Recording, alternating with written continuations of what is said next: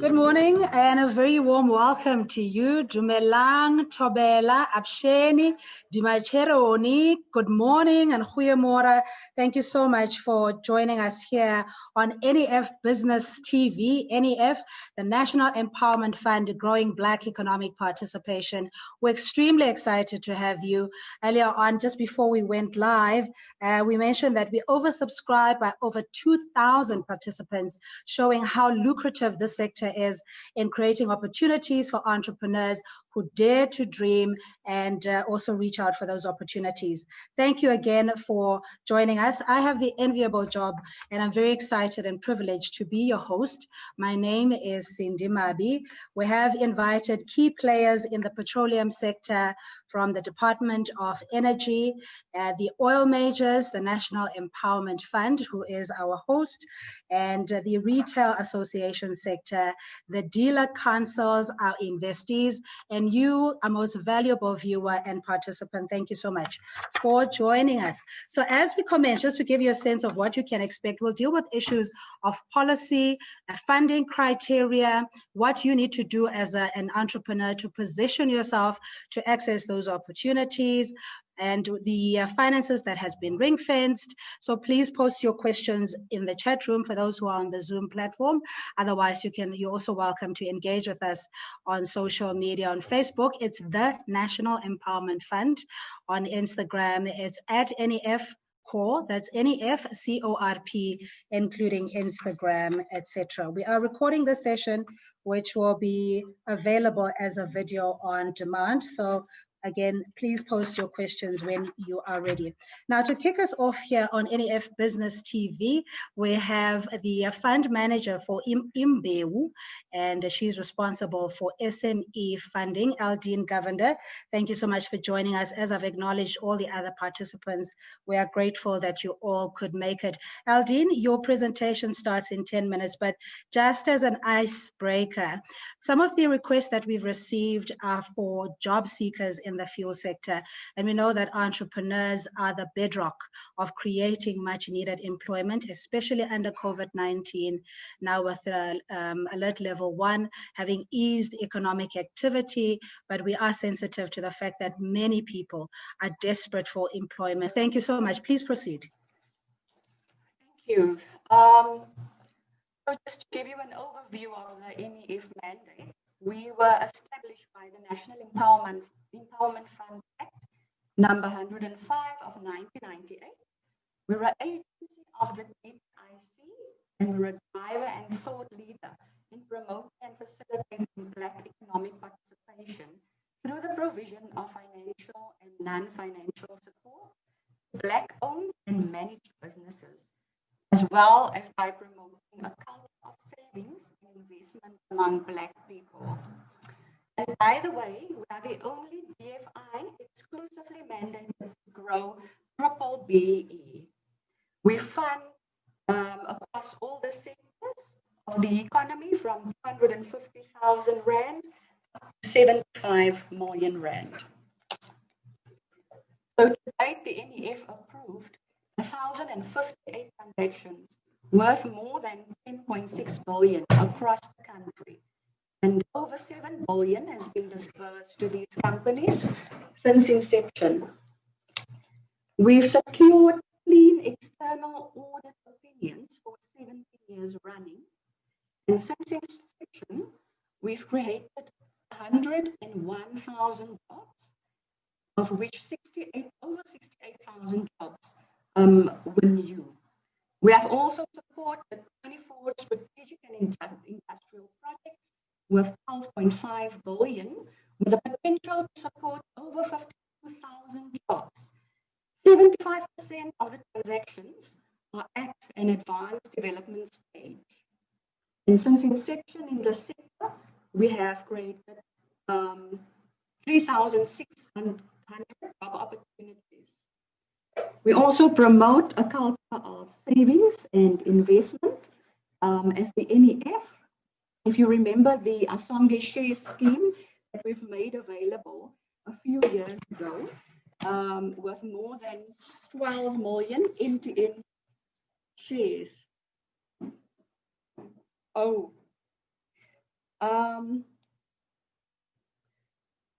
We've also provided investor education. We've reached approximately 87,632 people in villages and townships through 322 community seminars. We have trained 3,808 potential entrepreneurs who attended 398 seminars from 2012 to date. The NEF also has a national footprint. We've got regional offices in all the provinces. I will share the contact details with you at the end of the presentation. And interestingly, we have secured 70% of the number of approved transactions from our regional offices. We've also collected over 3.7 billion to date from our investees that repaid us.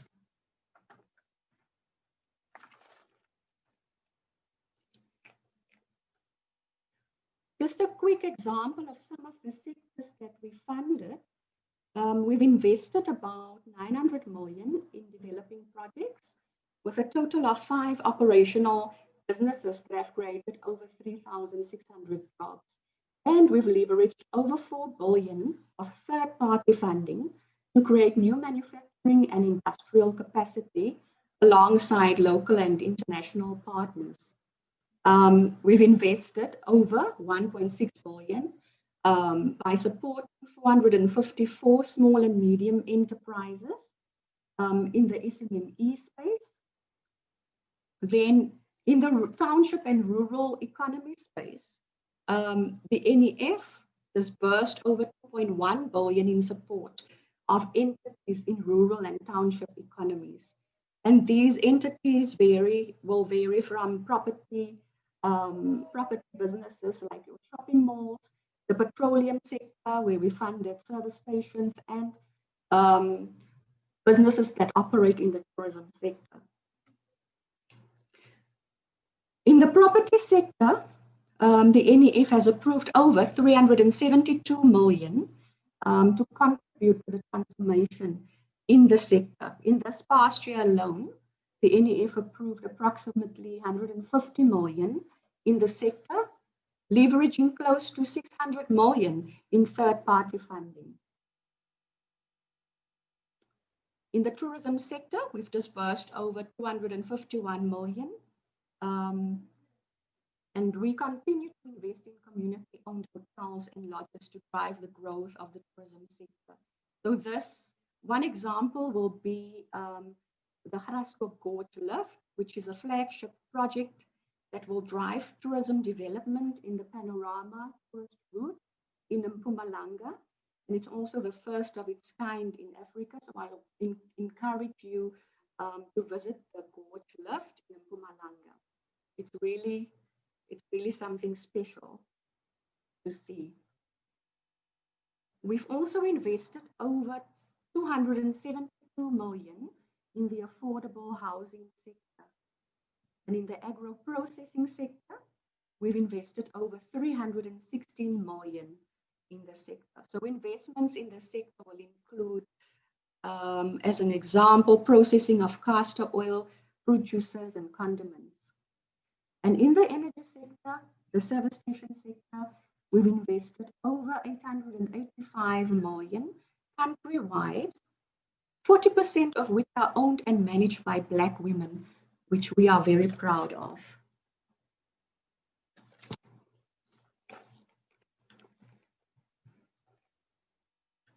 So there's 4 funds, mainly 4 funds within the NEF.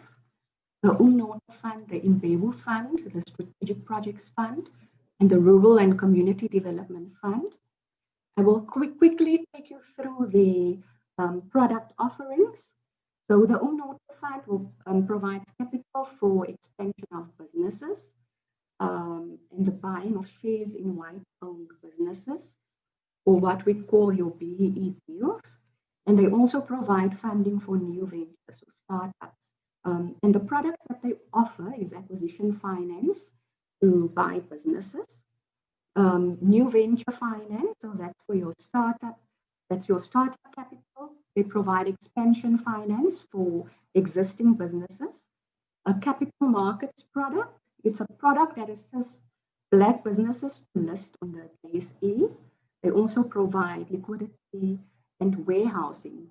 And that's a product that assists BE shareholders who need to sell a portion of all their shares, or all their shares. So what the NEF will do, we will acquire the shares and warehouse it temporarily before these shares will be unsold to new BE shareholders. Then, in terms of the offering at the Imbewu Fund, we support startup businesses and also provide capital for the expansion of small enterprises. We've got 3 products, franchise financing. So service station funding will fall under the franchise financing product. And how this product works, and maybe just to take you through the main requirements, you must be pre-approved by the franchisor first before you approach the NEF for funding. Then what we do, we assess your application for commercial viability.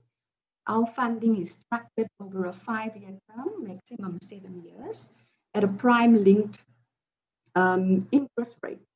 So in a nutshell, that's how we do it. I'll give you further details later on. And then we've also got a procurement finance product. This product was designed to assist entrepreneurs who secured purchase orders or contracts to execute those contracts or purchase orders. So we typically fund the project over the duration of the contract or the purchase order, also at prime-linked interest rates. And we provide asset finance, or working capital finance, or bridging finance to entrepreneurs that needs the funding to execute those contracts or purchase orders. Then the third product that we offer is entrepreneurship funding. This is really capital for expansion or startup businesses that are not franchises or that do not have contracts, and we fund businesses across all the sectors as mentioned earlier. And our funding ranges from 250,000 Rand to 15 million. Then we've got a strategic projects fund who fund the development of early stage projects or new sector industries that have been built from the ground up. So they provide capital funding structures and they fund up to 75 million. And we also have a rural and community development fund, which supports the development and growth of the rural economy in rural communities. And this is normally achieved by the mobilization of structures such as cooperatives. So in this fund, they provide startup capital or new ventures capital. They also do business acquisition finance and expansion capital. And the funding ranges between 1 million to 50 million in this fund. Then we have a women empowerment fund. So this fund really spreads across all the other 4 funds that I've just mentioned. And within this fund, we support businesses that are more than 50% owned and managed by Black women. And funding ranges from 250,000 Rand to 75 million. So that's just this is really just to give you an overview of what we do as the NEF. So now I'll just move over to service station funding. So in this slide, you will see all the stakeholders in the energy sector, the Department of Energy, the Fuel Retailers Association, and your 6 oil majors. Most of them are here today, so I will encourage you to stay connected until the end of the session to get the expert advice. What I also want to mention to you is that the NEF has entered into cooperation agreements with some of these oil majors to promote transformation in the energy sector on a national level. And then to take you through the investment criteria of the NEF. So when we consider an application, there is something called the empowerment dividend that we also assess within the application. So we will look at the triple BE, the ownership, management control, and employment equity within the business. We look at Black women empowerment, job creation. We look at whether we're funding a sector that is growing, the geographic spread, which means where is the business located, because we want to reach economically depressed areas within the country. And then we look at the investment return. That's what we consider when we assess an application.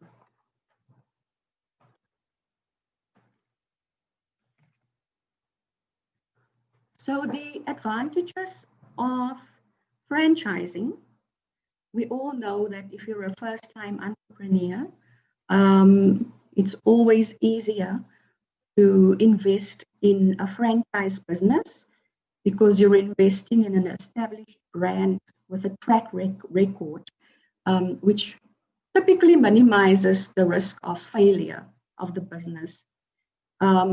And one of the other advantages of franchising is the support that's being offered by the franchisor. So the franchisor will provide support in the form of training, marketing, operational systems, and general entrepreneurial support, which you might require. Support will also include funding and enterprise development and supplier development programs that you can form part of.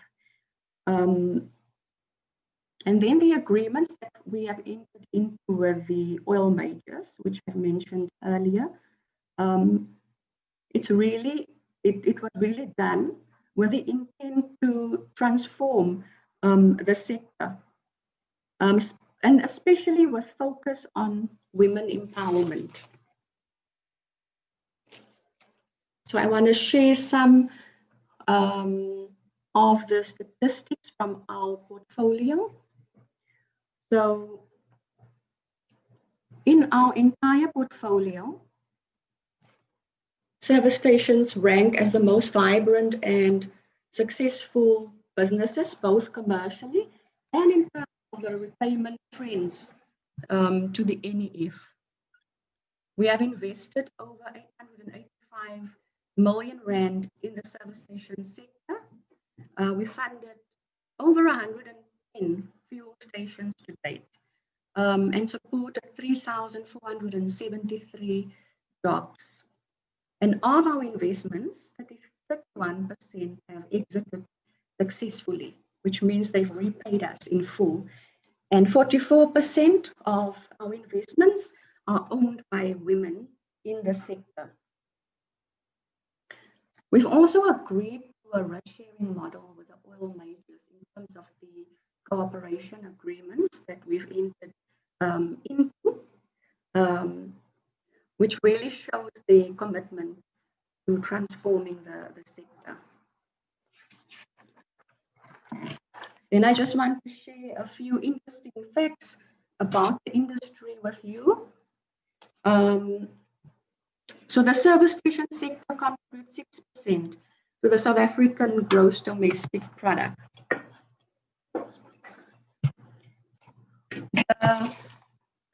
The sector also provides more than 100,000 direct and indirect jobs, and estimates indicate that over 70,000 jobs are provided by fuel retail stations. So in South Africa, there are almost 6,000 fuel stations, cover the country's 1.2 million square kilometers, with a combined annual turnover of approximately 220 billion rand. And then, as we all know, I'm sure, The petrol and diesel consumption in South Africa exceeds refinery capacity production, since we can only refine 700,000 barrels per day. So therefore, we have seen over the past 17 to 20 years that we are importing a total of nearly 8 billion liters of fuel. That was the statistics as at 2018. And interestingly, just a quick stat, there's over 10 million cars on South African roads.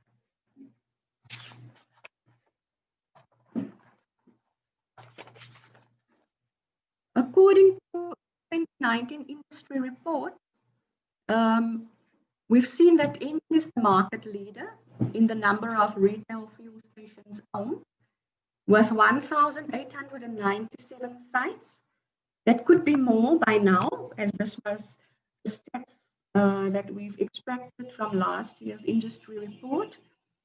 And then it's followed by Caltex with 845 sites, Shell with 615 sites, BP with 558 sites, Total with 547 sites, and Sasol with 400 sites. Sasol is also the world's leading coal chemicals firm and is becoming a major international petrochemical and fuel player. So I just wanted to share those few facts with you about the industry, but I wanted to get a little bit technical now, because when you buy a service station or any business for that matter, we all know that buying at the right price is key for the success of the business. Because if you overpay, you will not get a return on your investment. So you might see a service station being advertised on the internet or on an oil major's website, and then you will ask for the financial statement from a buyer because you want to buy the service station to assess, the financial performance of the business. So once you apply to NEF for funding, what I want to share with you is how we will test whether the purchase price is actually reasonable, because that is key if you want to buy a service station. So what I'm illustrating here is just a fictitious example of how we will do our valuation. So the valuation methodology is really based on a monthly EBITDA multiple of normally between 30 and 36 for a service station. So you will see, we will look at the average volumes that the site pumped for the past 3 years, and then work out the gross profit margin in the forecourt. So it also depends what your RAS margin is. So in 2017, the RAS margin, the average RAS margin for the year was R1.76 per litre for petrol and R1.24 for a litre of diesel. And in 2018, the RAS margin increased to R1.87 on average for the year and R1.40. And in 2019, you will also see that the margin increased. So what we work out your average monthly gross profit margin over the past 3 years of the site. We also look at C-store turnovers. We know that the gross profit margins typically range from 25% to 30%. In this example, I've used 28%. If you have a car wash, your gross profit margin is normally around 80%.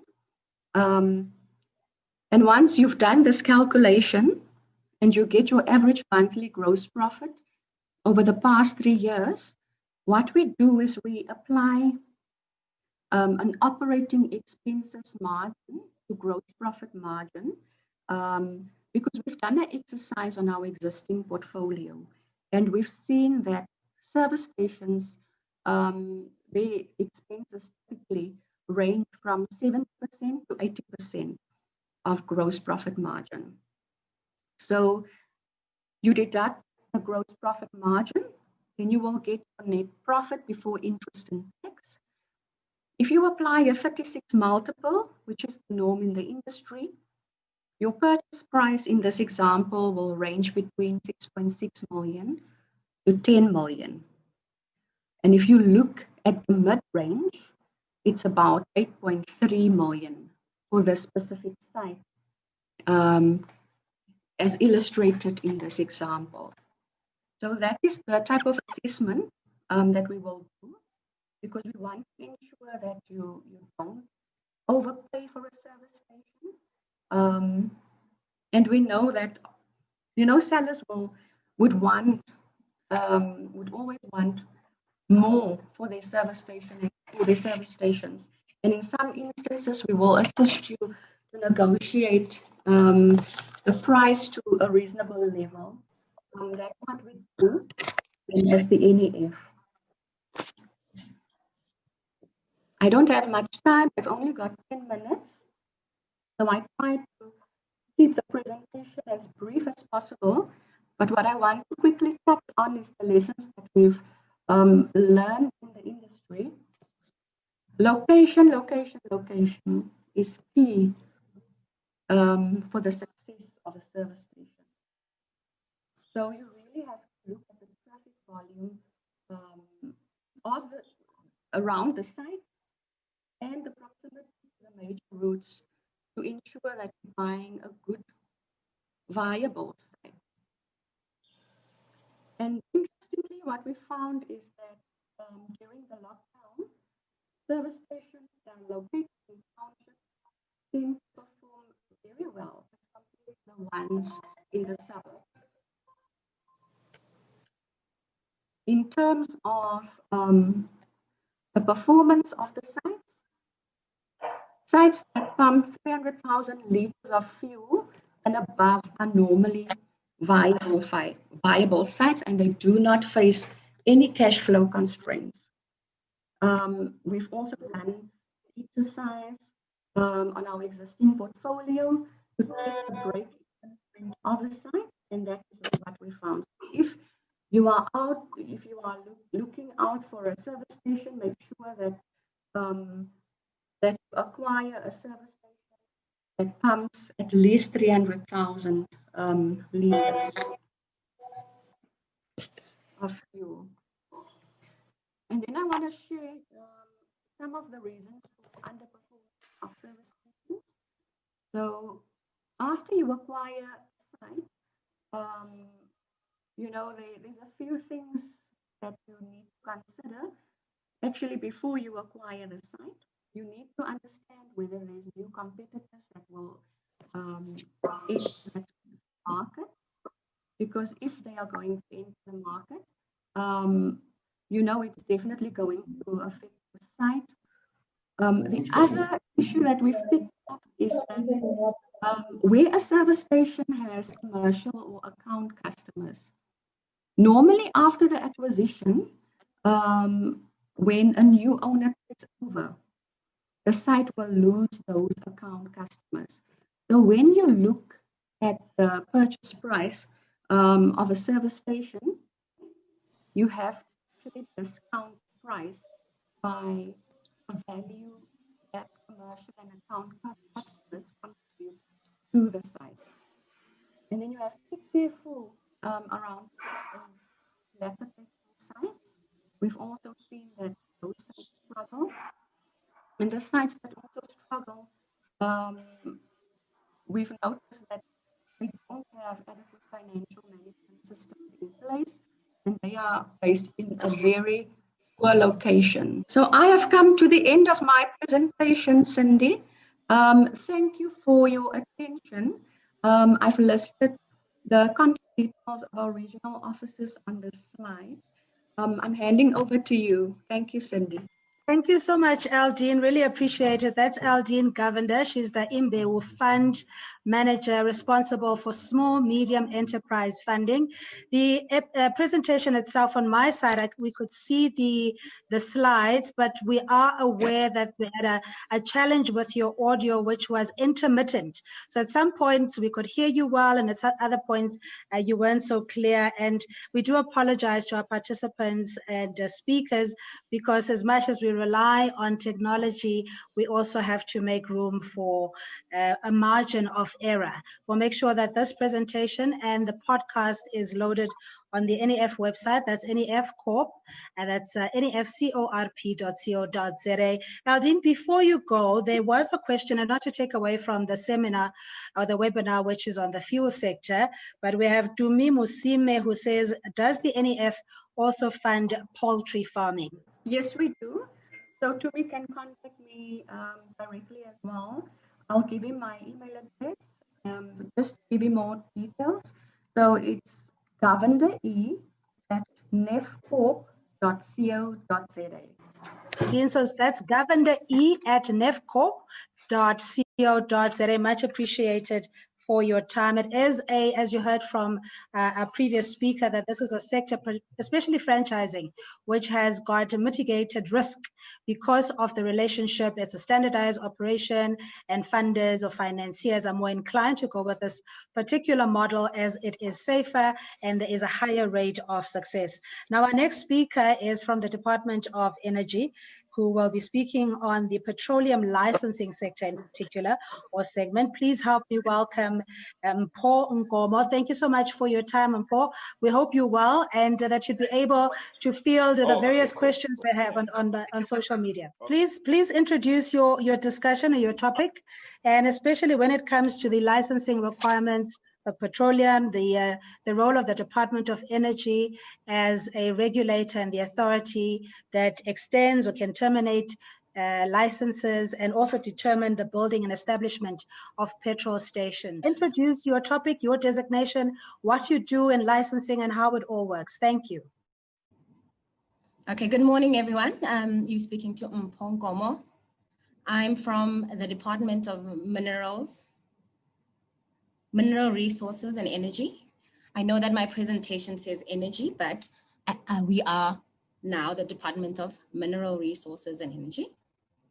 And I'm going to take you through my presentation, which is on petroleum licensing, what we look for when we are licensed, the requirements of the law, which you will require to actually become licensed.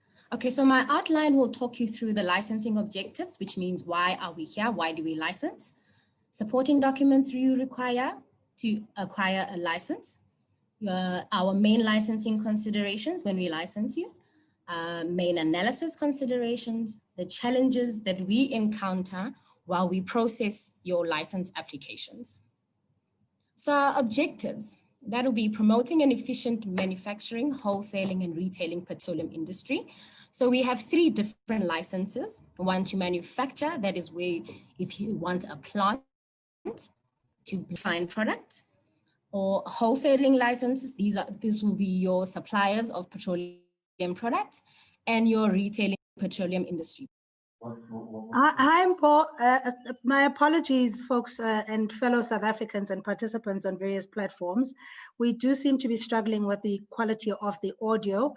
So, Paul, just on the second slide on the regulation or requirements for licensing, we missed you there. So I don't know whether it is the network on your side, whether you're able to find a maybe higher ground where we can have a better reception, but please pick up from your previous slide. Thank you. Supporting documents for license applications. So for all our applications, we will be requiring business registration documents. And for a retail application, we will look at an NPV assumptions that you will provide to us. That'll be where we look at whether or not this business will be feasible. And a business plan where you explain to us, for all license types, where you explain to us what your business is about, who are you targeting, and what do you project to, if you are retail, to pump, and if you are wholesale, what are you expecting to supply to? How much volume do you expect to supply to your customers? For a site and a manufacturing application, we also would require a title deed so that we know that the facility that you have is on the land that you own.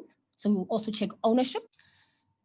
So environmental authorization, that is if you are going to have a site or a manufacturing facility, there you will need to get all the authorization from the Department of Environmental Affairs, where they will authorize whatever you plan on doing on that piece of land. So if it's going to be a site, they will authorize you to have the tankers that you, the tankerage that you would want to have. And if it's going to rise the capacity and the land and everything that you want to do on that particular piece of land. You will also need a zoning certificate where they zone it either for us for retailing activity or for your manufacturing. If it's a site that is a new, completely new site that you are going to be building, we will also require a traffic count where we will see the traffic that passes that site and whether or not, if we have a site there, it'll be feasible. A deed of sale, if this only applies for a site that is changing hands or a site or a retail site that you are buying from somebody else, here we will need to see that the site was indeed sold and for how much it was sold. If you're going to be retailing, we require a supply agreement from your retailer or your wholesaler or where you will be procuring your product. Procurement plan will be applicable for a wholesale and a manufacturing. Here we want to see where you will be getting your products from. And by products, this is everything excluding your petroleum products, where we'll be looking at if you are having a wholesale, for example, if you will have an office, all the equipment that you need in your office, where will you be procuring it from? Are you getting this from black suppliers? And for manufacturing, similarly, if you're going to have that facility, any other thing that you're going to be requiring, say cleaning services, say procuring this, preferably from black suppliers. We will also be needing proof of funding. This is where institutions like your NEF will come in, where we will look at, do you have the funding to get into this new venture that you're trying to get into? Okay, our main licensing considerations. This is where we look at the information and the documents that you've submitted with your application. We want to see that it is true and correct. We want to see that you have placed notices in the relevant newspapers. And we will also check, as previously mentioned, the business's viability. So your NPV projections for a retail site will help us determine whether or not this business will be viable. Will the business promote all the licensing objectives as indicated previously? And will the business promote the advancement of HDSAs? Now, HDSAs refers to historically disadvantaged South Africans. And how we look at this will be, we require for an entity to have 25% participation by Black participants. And in our definition of Black, white females also qualify as historically disadvantaged. And does the business give effect to the Liquid Fuels Charter? Analysis considerations for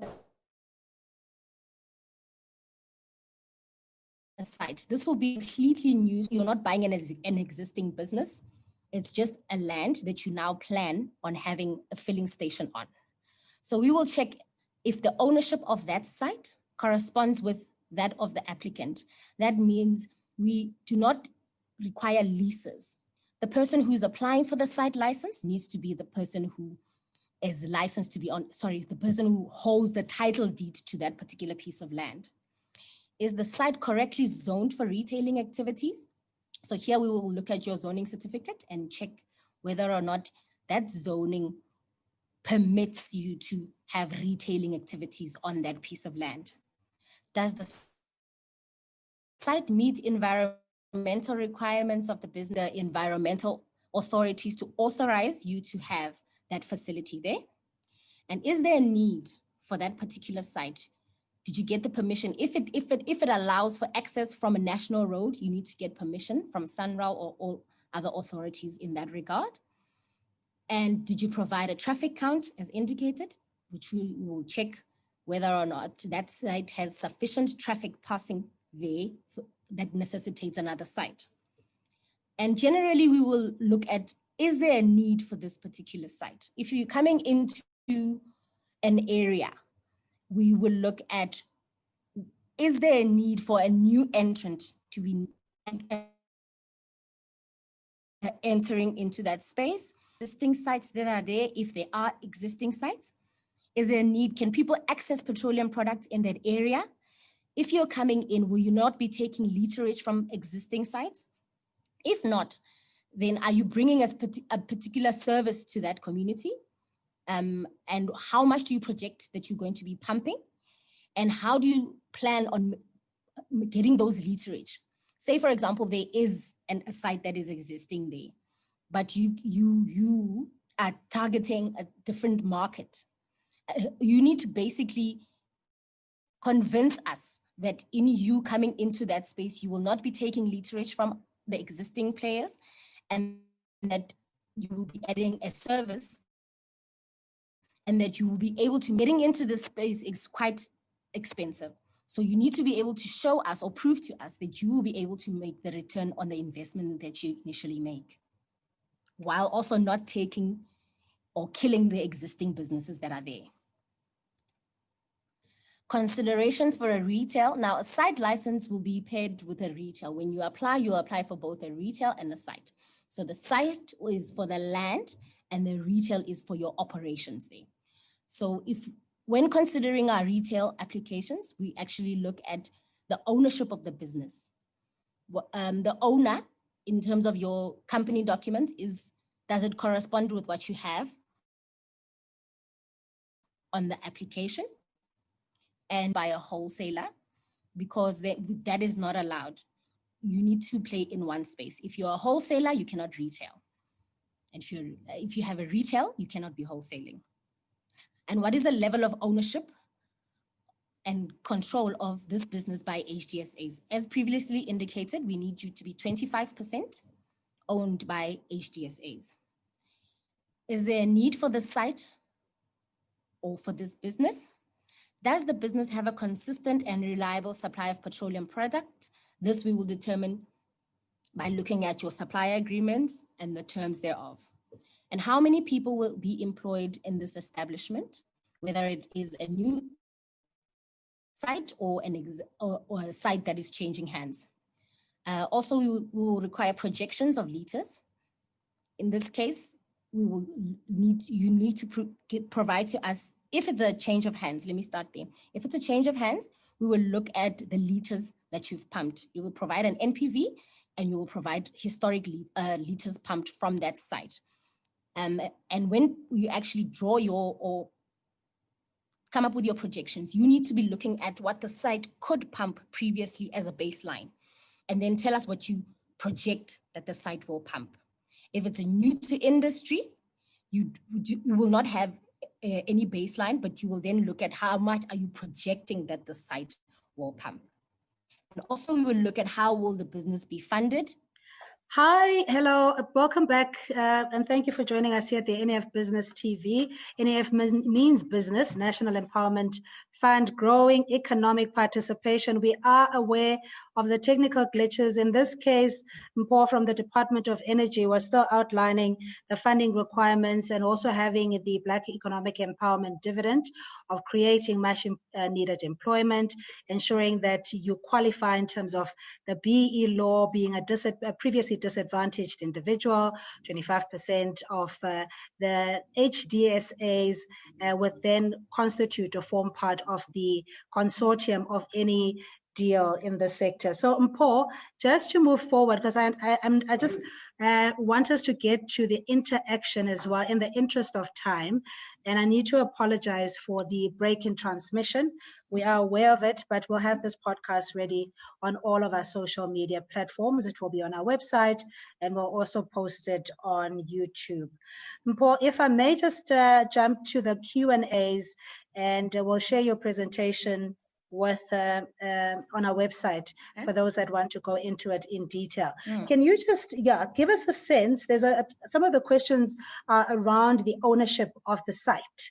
Do you have to have the title deed, or can this be leased? And while you also respond to that, is how well has the department done in ensuring that the transformation imperative is upheld, especially in areas where there's high volumes of traffic, and these are preferable sites that used to be historically allocated to white male dominantly? Well, maybe I think when we summarize towards segment 4, if you Cindy, can, I've lost you completely now.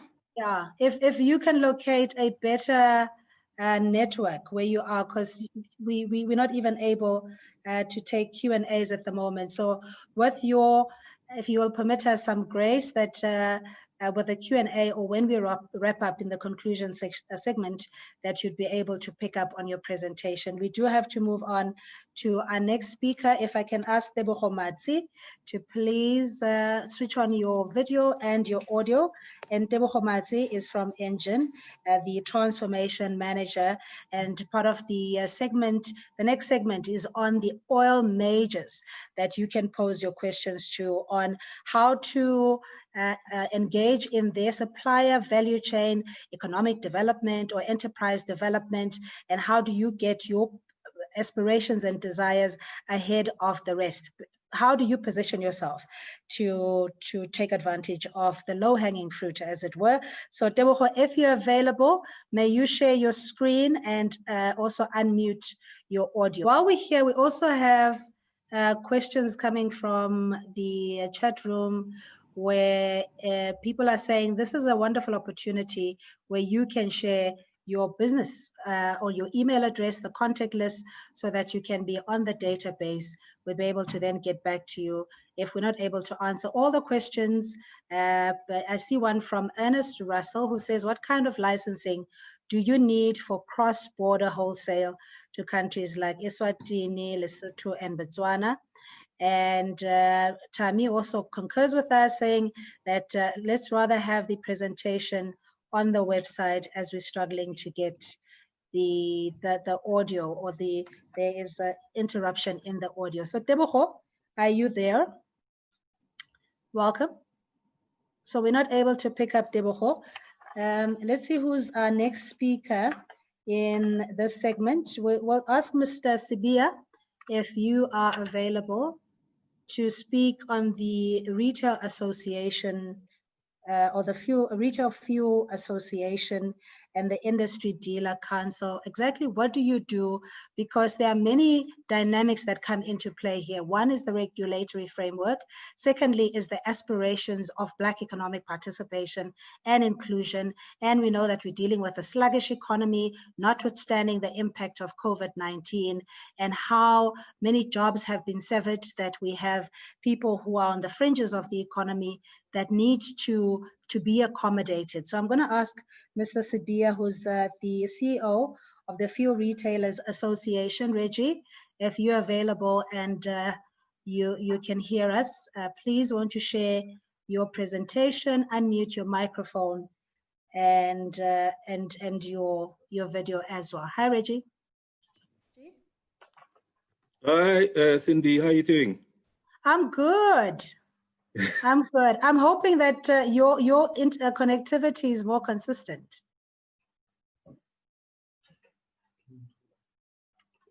Yeah, unmute your mic, Reggie. Unmute your mic. I'm not sure why it goes back. There we go. Yeah, it just automatically goes back. So I need to. But technology will humble you. No, it's okay. We're getting there. No, So, it's the 4IR, so that's fine. 4IR, the new normal indeed. So Exactly. I'm very curious, Reggie, about the Fuel Retailers Association. Exactly what do you do? What legitimizes the existence of this association? What assistance do you have? What part do you play in the entire value chain? I'll leave it to you. Thank you, Mr. Sibia. Thank you, Cindy. Yes, it was quite a broad topic I was given, and it's quite a challenging one with 10 minutes. So I'll try and just focus on key issues which I think might be relevant. And obviously, I'm open to questions later on. I am the CEO of the Fuel Retailers Association, shortly called FRA. We basically represent all the interests of fuel retailing in South Africa. We currently bolstering a membership of 2,500. So we are an independent and autonomous association. We get involved with all issues of governance and sustainability in the business and the operations of the fuel service stations.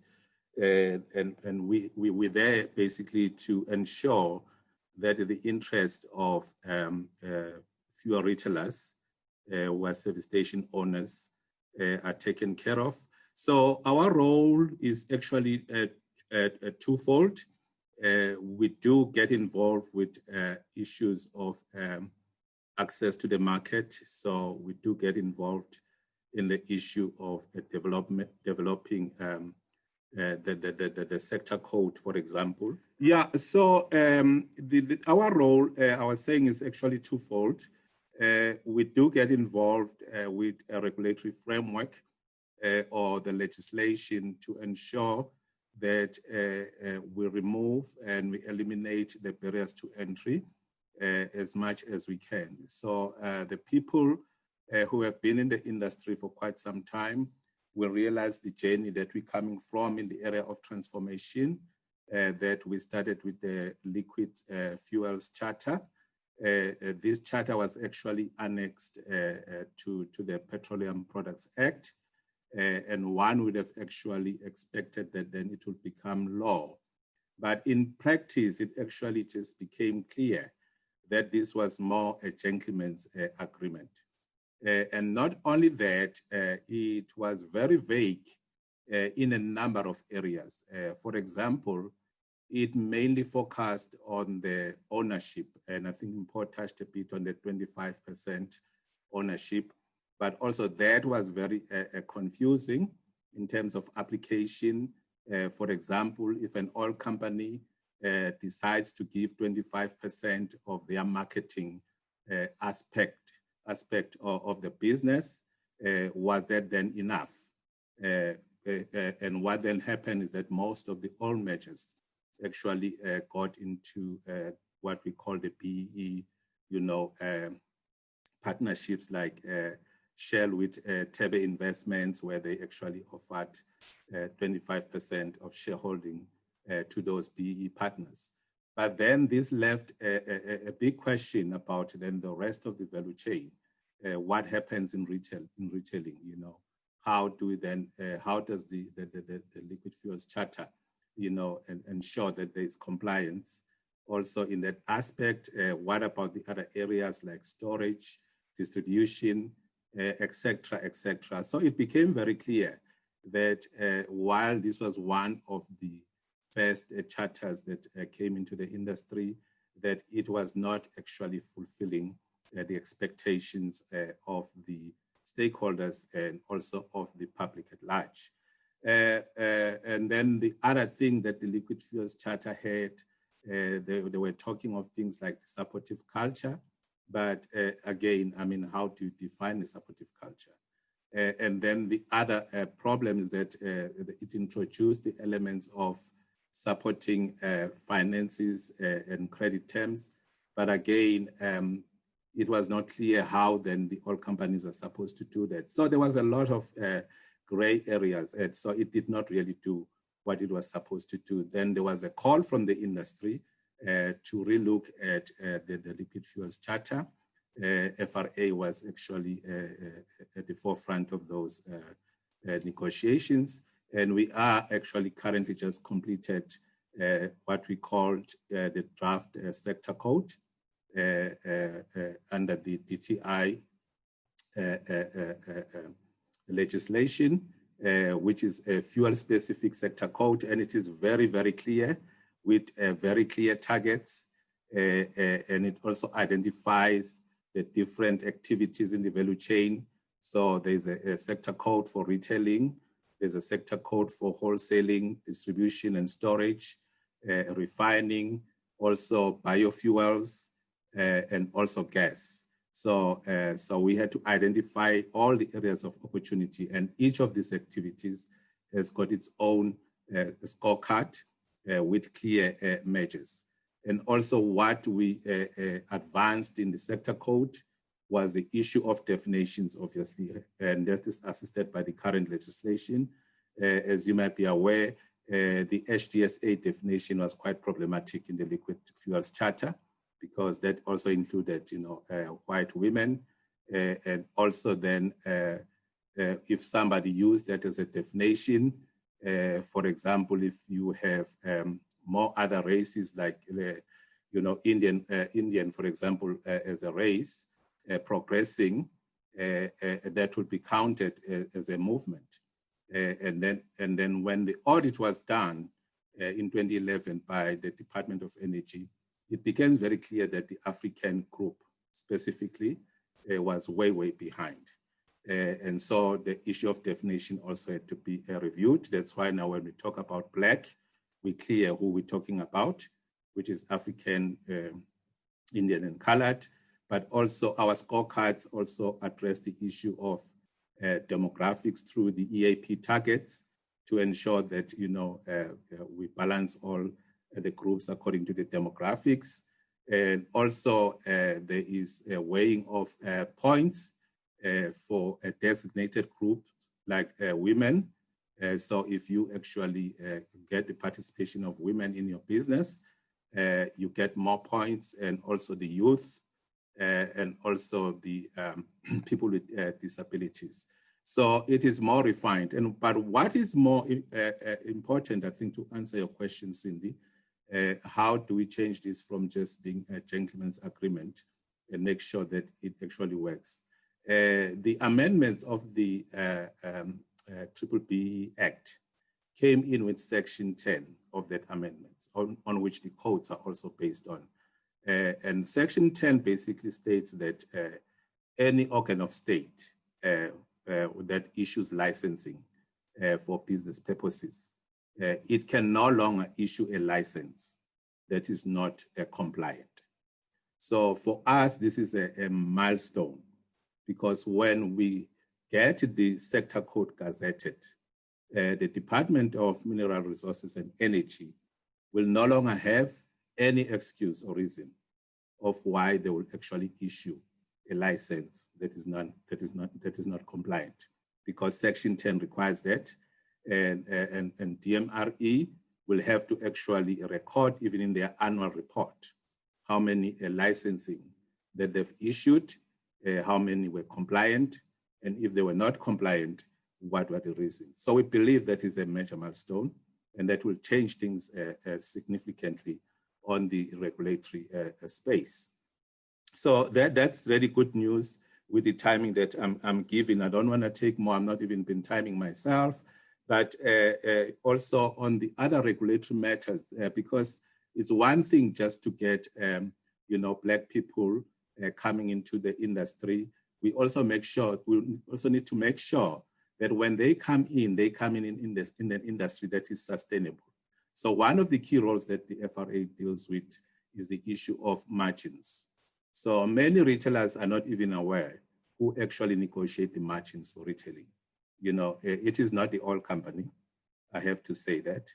It is the associations like the FRA. We sit with the Department of Energy every year and we review the margins. And we also give the input in terms of the moving cost and the expenses to ensure that the margins are equitable. Also, we had a new pricing system that was actually introduced in 2013, which also recognizes the investments so that then you can get a return on your investment. And without going into too much detail, the FRA has been very vocal about that regulatory system, and we are busy fighting now in court with the Department of Energy.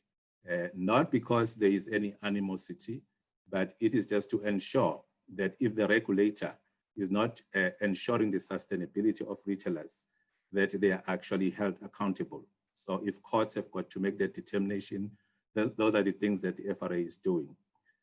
So there's a lot of other things, Cindy, really, that we're doing on the regulatory framework, also including the issues of monitoring the number of new sites. And this, for people who wants to come to the industry, may wonder why is FRA, advocating for objecting of new sites. I always say to people, just imagine you've just invested 10 million in your business today, and then you hear that tomorrow there's a new service station that is coming next to your service station, and that's going to take all your volumes away. How will that be? So it is very important that we also monitor the issue of sustainability of businesses by ensuring that we do not have over-proliferation of service stations. So there's a lot that we're doing, but in terms of NEF, I think that the sector code, which will be going out for public commentary by basically end of this year, before it goes to gazetting, that will change the landscape in a very, very meaningful way. And not even all companies will have any choice. Another thing on the ownership that the sector code has addressed, it has addressed the issue that in the service stations, there are two ownership models. So there's a site license holder, and the site license holder is the one who actually owns the land and the assets. And then there is then the retail license holder that is for actually running and owning the business. And again, we have to make sure that there are two scorecards in the sector code, so that there is transformation not only in owning the business, which is just basically a franchise agreement that you get maybe for 5 years or 3 years, but that also black people get into the ownership of the infrastructure. So even now, going forward, to have your site license recognized after the code has been gazetted, it must have at least 30% ownership level. I'm not sure I'm doing it time, Cindy, so I didn't time myself, so I'll be guided by you.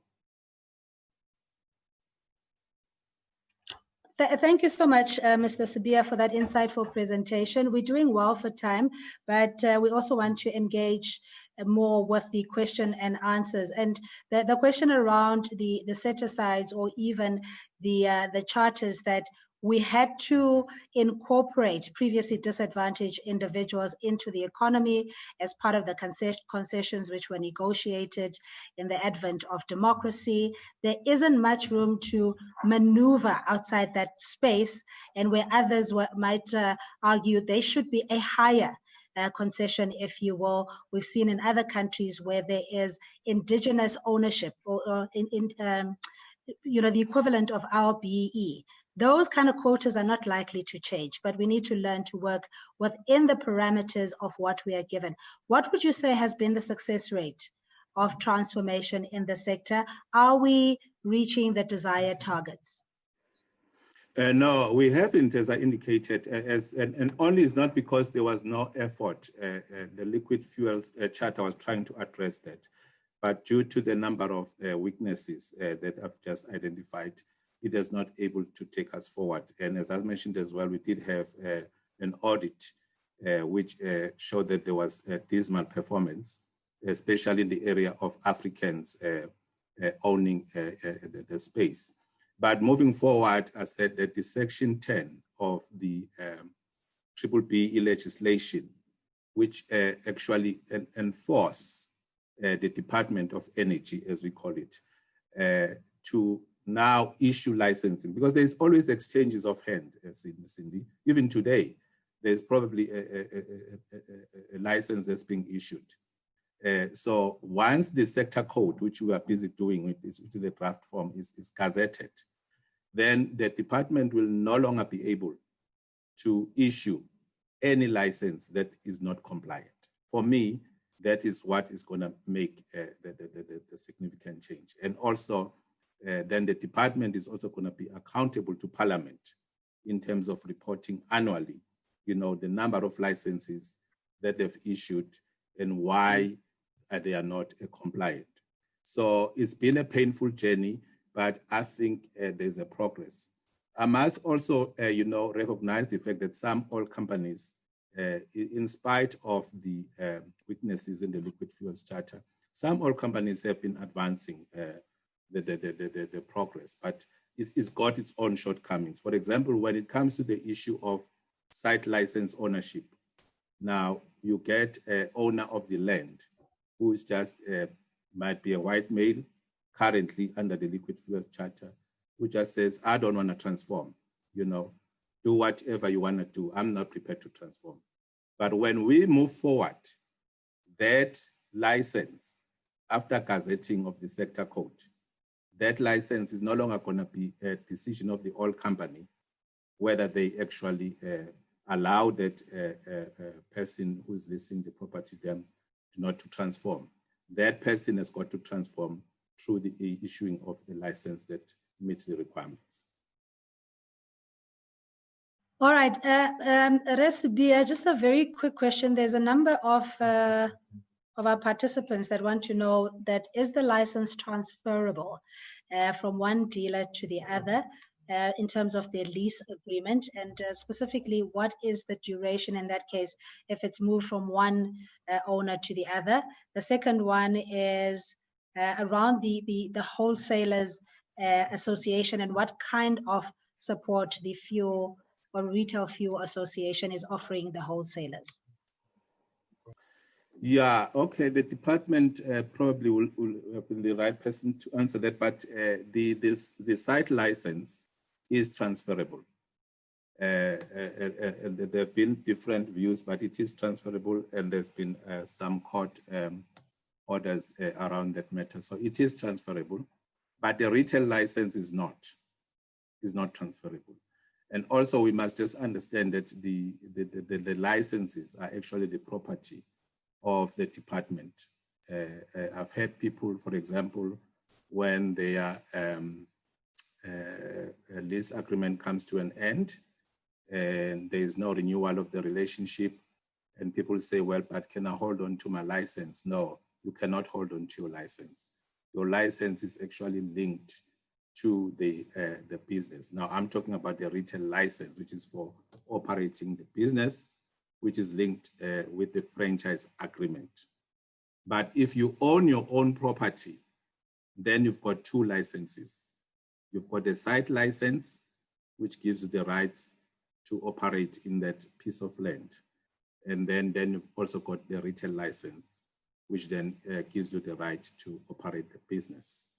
So both platforms are treated differently, and it actually becomes very complex to discuss the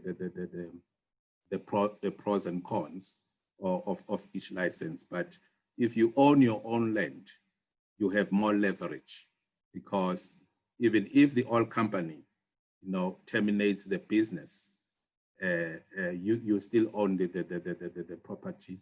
So they cannot actually terminate your site license per se. I hope that clarifies the question. Was there any other part of the question which I missed out, Cindy? The question was on about exploring cross-border opportunities and what the requirements would be in transporting fuel and liquid petroleum. Okay, that is not my area. I'm in the retailing, but the issue of transporting fuel it is a possibility.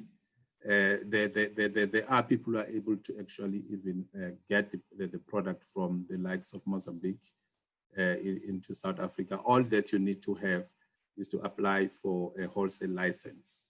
So you can actually then import the product, and then you can also distribute the product to the neighboring countries. But obviously then you need to actually follow the regulations in that particular country. And also if you are bringing in the product into South Africa, you've got to make sure that it meets all the specifications that are required. But the first requirement is that you must have a wholesale license. All right, Reggie, we're going to leave it there. There was another one around what the proposed bill would term as the definition of previously disadvantaged persons and what exactly that constitutes. What is it going to look like in the definition, or broader definition of previously disadvantaged persons? We've dealt away with that definition. It's no longer there. So we've moved away from HDSA. As I explained earlier on, that HDSA was a broader definition, which also included white females. And when the legislation was reviewed, then we introduced the new definition. There's only one definition now, which is black. And black means African, Indian, and colored. And that is the definition. We do appreciate your time. We hope you'll stay for the duration or the rest of the webinar. Thanks so much, Reggie. And I'm sorry about the stop-start and the hiccups there as well. I was going to check from Total, the other oil majors. We're also expecting Zugiswan Jobe from Total. If you can please log on as well. In the meantime, I'll ask Ntobeko Mukhadime, who is from the Shell, she's a Shell Retailer Development Manager. And Tobago, if you can please switch on, we love to see your faces. It really feels lonely and quite monotonous, just seeing one face. So if we can see your faces as well, colleagues, please. And Tobago, if you can unmute your audio and your screen as well, from Shell as one of the oil majors. And the questions, we try and field those as best as we can. I believe that on Facebook and the chat rooms, everything is running seamlessly. Anything else that we're not able to do now, we'll definitely come back to you. But for what it's worth, the capacity crowd that we experience, we're really encouraged by your interaction with the National Empowerment Fund, our key stakeholders, and also accessing our services and products. The stories that should inspire you is that if somebody else can do it, that looks like you, of the same creed, culture, and gender as you, primarily with African women who have delved into industries that were historically dominated by white males in petroleum, manufacturing, construction. We have a treasure trove of examples of people that have taken advantage of the Development Finance Institute. So we'll go now to our next speaker. I don't see, is Ntobeko online? Ntobeko, if you can join us. Otherwise, we'll just have to, there we go. Ntobeko, please unmute your audio, and may we see your presentation, or if we can see a visual from your side. Thank you and welcome. Can you see me now? We can see your presentation. There you are. Okay, yes. Good to see you. Welcome. Please go ahead. You have Thank you very much. 10 minutes. Thank you. Thank you very much. Thank you very much, Cindy, and thank you very much for inviting us as Shell to be part of this event, and just to share about our own processes on how we recruit retailers and the opportunities that are available for people that are interested in entering this industry as well. So I'm just going to share about our processes, why this is important for us to make sure that we are transforming our retail network, and also compliance with the BBBE Act as well, especially with regards to the Petroleum Liquid Fuels Charter that Mr. Spear was just talking about, that is being drafted. So I'm just going to put my presentation on that, hope you can see it. So just high level, as Shell, we an oil and energy company that is in different parts, have got different parts of the organization, but today we're going to talk about the retailing organization. We also have the manufacturing organization, which is where our refinery that we share 50-50 with BP sits in, as well as the trading organization, which makes sure that we import the crude oil. And we have a joint venture that we share with Tebe Investments as well. And then the global organization, which is the marketing facing organization that actually does the sale of the lubricants and the bitumen and aviation and the fuels to business and business to customers. So our retail developments and recruitment forms part of our strategy, which as a pillar, we've got a nation building strategy where we aim to deliver a shared value between us and the communities we operate, and also for our current and future customers, and ensure that we have a societal license to operate and create jobs and provide procurement opportunities for the communities where we operate, and attain our license to operate by making sure that we are compliant to the regulations of the land. From a retail franchising opportunity, for us, we aim to make sure that we are transforming our retail network so that it represents the demographics of the country, looking at the economic active citizens of our country. So we've been on a journey to make sure that we are looking at how our network looks and actively seek to make sure that we are recruiting Black retailers into our network. And this is in response to the Liquid Fuels Charter and the BBBE Act as well. And we have, over a number of years now, created a platform, an online platform where anybody that is interested in getting a Shell franchise can go on our website and see what are the requirements and actually apply on the website. And I'm going to take you through that process. So who can apply? So this is the profile of the person that we can apply. So firstly, we want to make sure that the person that applies and is part of our network in South Africa is a South African citizen. So that is the first requirement. We have a preference for Black people as defined by the BBBE Act, and we look at Black males and Black females, but we do have a shortage of Black female being owners of retail sites. So we have a preference for Black female candidates to ensure that they are fully represented in our network.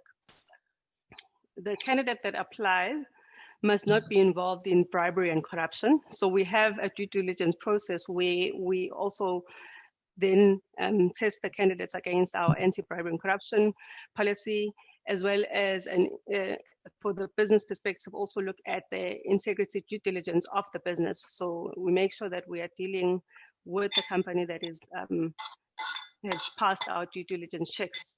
And we also verify the candidates' credentials and all their qualifications as well to make sure that they are representing themselves accurately. The other part that is important to us is that the candidate must show that they are willing to put their own contribution into the business. We do not specify how much this is, but there must be an element of their own contribution. So this also shows their commitments. As per Aldine's introductory presentation, we have partnered with NEF as a funder. We aim to assist our retailers that we appoint to actually purchase the sites, and NEF and any funder will have their own requirements on how much the personal contribution is.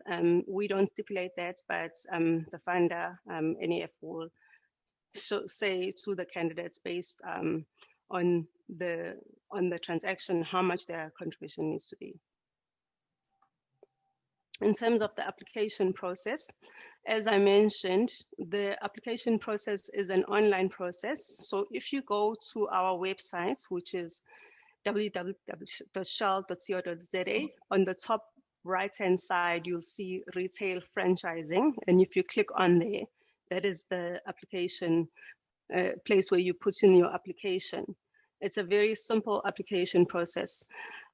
What we do is when there's a site that is changing hands, as Mr. Sibiya said, there's always change of hands in terms of sites. So where the agreement with the existing retailer has come to an end, or if the retailer wants to sell their sites, we advertise the sites available for sale on our websites, and the advert stays online for 2 weeks. So at any time you can go onto our website and check which sites are available for sale. In the events that there are no sites available for sale, you can at any time also load your profile. And you would specify in which geography you are interested in. And when there are sites that become available, you'll then be notified to apply for those sites. So you loading your profile ensures that you become aware as and when sites become available. And the profile that you load obviously would need to stipulate that you meet the requirements, and we will then screen all the applications, all the profiles against our requirements that are shared in the previous slide. And if you do meet our minimum requirements, you will then be shortlisted and invited to an interview. So the first interview aims to assess not only if you meet the minimum requirements, but also do you have financial acumen, do you understand the health, safety and security and environments requirements that are required for sites, do you understand customer service, do you understand the operations of a site, and have you shown interest in the business as well, and do you have any experience being an entrepreneur, and obviously having met all the other minimum requirements. So that's the initial interview. Should you pass this interview phase, you will then be introduced to the current retailer and given information to help you put together a business plan on how you would actually run the site and improve the performance of the sites. And you will present the business plan to a panel.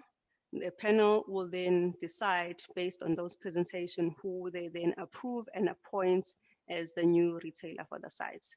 And we will then assist you in making sure that there's a smooth handover between yourself as the newly appointed retailer and the existing retailer. And I'm going to talk more about that assistance that we provide newly appointed retailers as well. So we have a business support unit. The business support unit is really to make sure that there's a smooth transition between the current and the new retailer, yourself as the newly appointed retailer.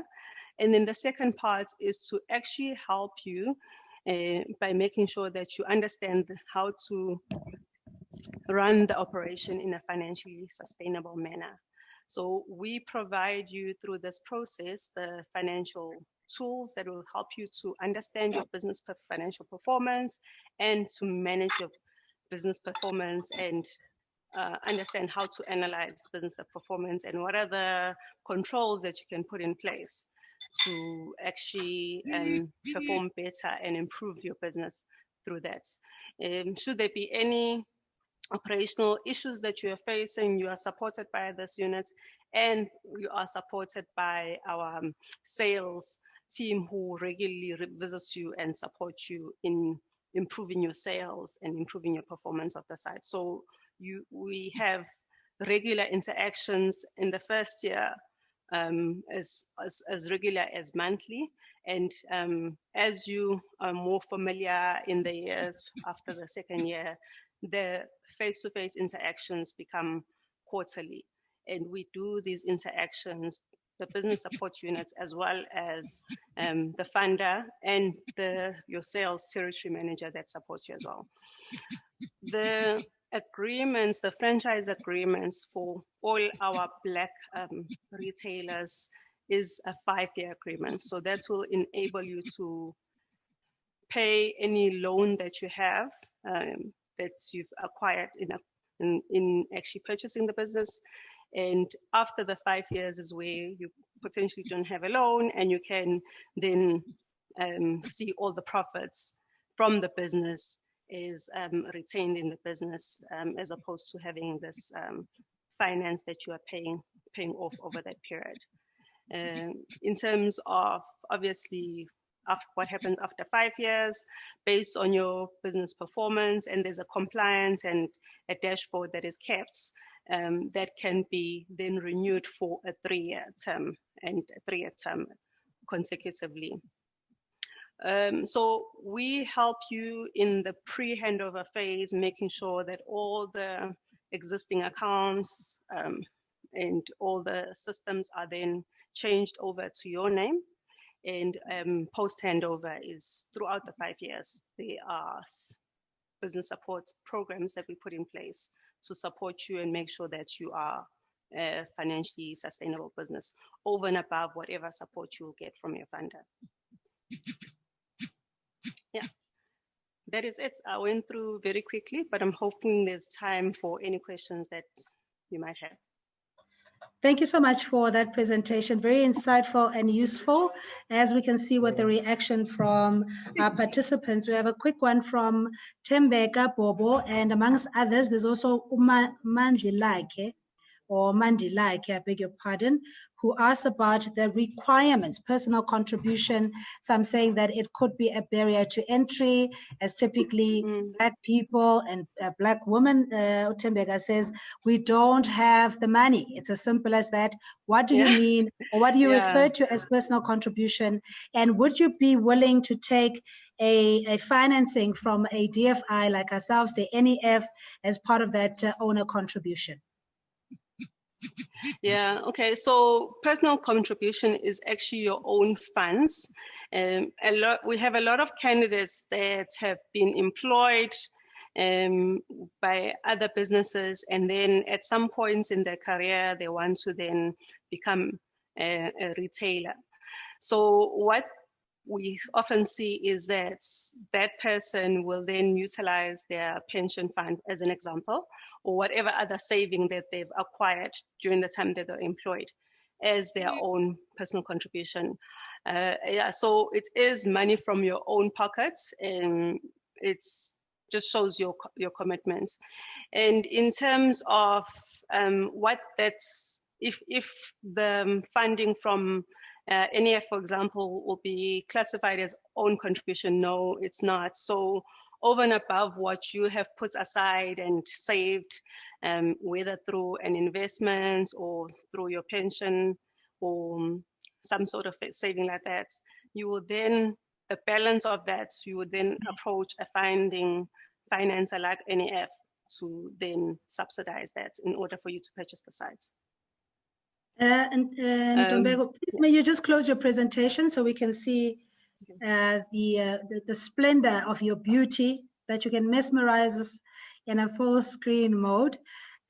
Because I just want to deal with this question, especially when with owner contribution.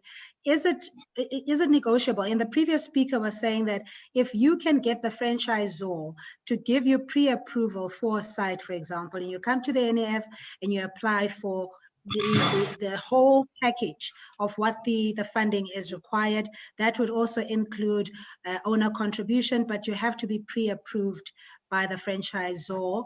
Are you saying that Shell doesn't accommodate that? It has to be your own funds?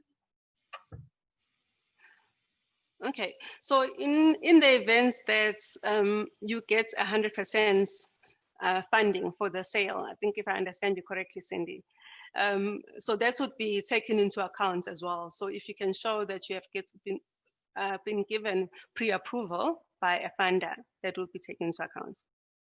Okay, and a very quick one as well is, how do we get an account with Shell, as it seems to be a hideous process with no response? Ntabiseng Mutsie is posing that one. Ntabiseng, can you just clarify when you say an account with Shell, are you referring to an account as a supplier? Well, maybe very briefly, just to round off, what type of accounts would you have? What kind of service level agreements would you afford your partners? Okay, all right. So as someone that wants to run a service station, you'll be given a franchise agreement, yeah? And that franchise agreement as a Black retailer would be for 5 years. So that would be for us as an oil major to provide you with fuel, and for yourself to then operate the service station. Yeah. Okay, so that is the franchise agreements. Let me just expand on other accounts that you could potentially have with Shell. So if you are a company that that actually supply services or products that Shell can procure from, then you would have a vendor account with us. And for you to be a vendor, you would have to actually subscribe to a database and that we utilize. I'll type in the details of the database. I don't have it offhand. And we then, when we are looking for suppliers, we actually go to the database and we look for suppliers that meet the specification that we are looking for. And we actually ask them to submit proposals. And based on that, we can then, if you're successful in that process, become a supplier of Shell. So there's that process. So I think in terms of, if people are interested in that, I can type in the name of the database that we utilize for getting our suppliers for products or services, and you need to be listed on that database to be considered. All right, so now as Shell Retail Development Manager in Tobago, there is questions that are coming from the breadth and width of the country, as NEF has got a footprint in all 9 provinces that says, can you give us a ballpark figure in your support of having more Black people owning a Shell service station? And what are the figures, what are the targets that you still aspire to have? Okay, so we aspire to have a majority of the company-owned sites being Black-owned sites.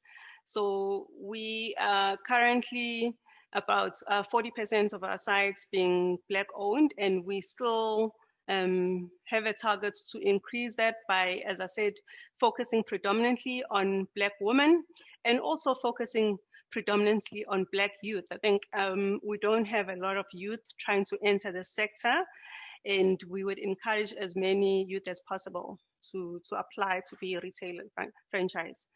And we have a national footprint in terms of our own service stations that we own, and we advertise for each region. So anybody that is interested in being a retailer can apply for the region where they're located, or if they're willing to relocate, they can apply for a region outside of where they're located as well. All right, we're going to have to leave it there. Thank you so much, but do stay with us. We do have still just over an hour to go in case there are any other questions, but we really appreciate your time as one of the oil majors represented by Ntobeko Mukhadime. She is the Shell Retailer Development Manager. And we're still in the segment of the oil majors, and we are joined now from Total by Ms. Zukiswa Njobe, who will talk us through their Black economic empowerment milestones and the funding criteria, and how you go about to also being part of the value chain of Total. It's over to you, Ms. Njobe, and thank you so much for joining us. You have 10 minutes. Please ensure that you share your presentation in full screen view, and also unmute your mic and your video as well. Welcome. Thank you so much, Cindy. I don't know if you guys can see my screen now. We can see it. Thank you very much. Just please put it in full screen view, and we can see you as well. Just tilt your camera a little bit. Just tilt your camera. Tilt your camera a little bit. There we go. Perfect.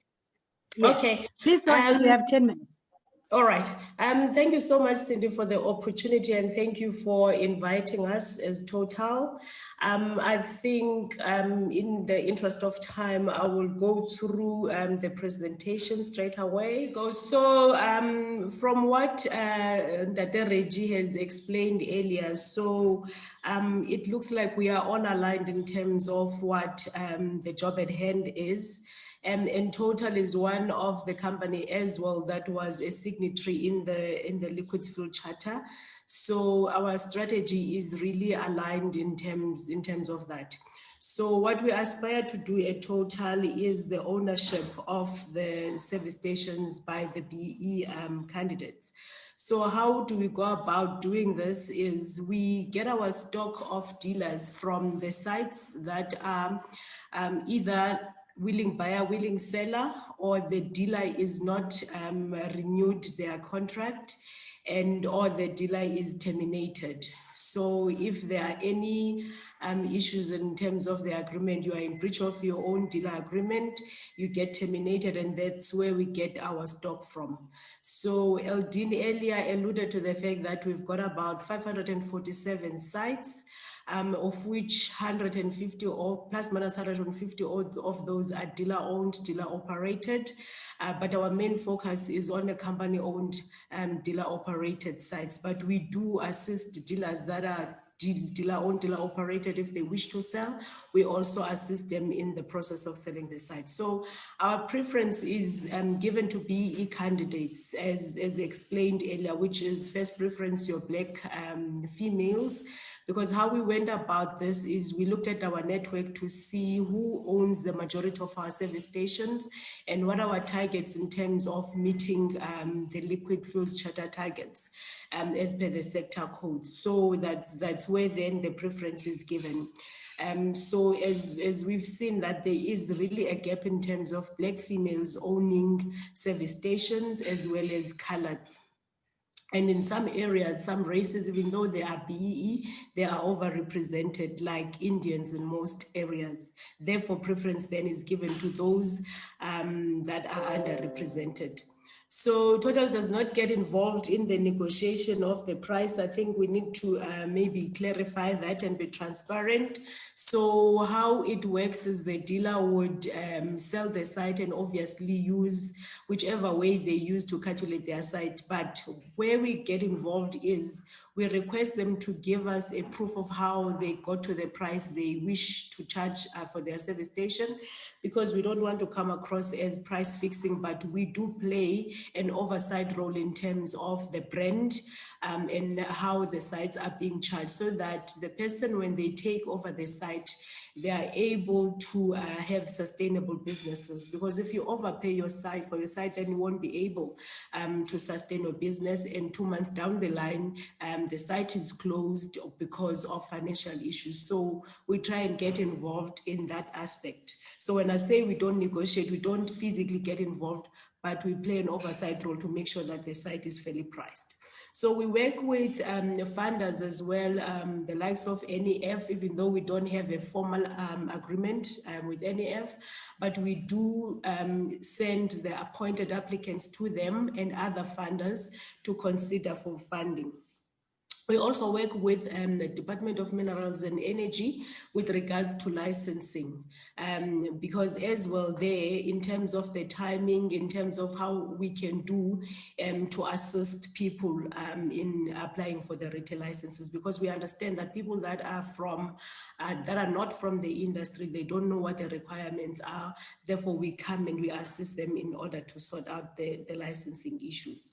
So we also support the dealers once they are placed on site. We have an incubation program, which I will share in my letter, in my slides, in terms of how do we do the support, because one of the conditions of funding by the funders is that we support the applicants. So we don't leave you once you apply for the site, you're appointed, we support you until you're able to run solo. So people that we get, for now we are working on the database.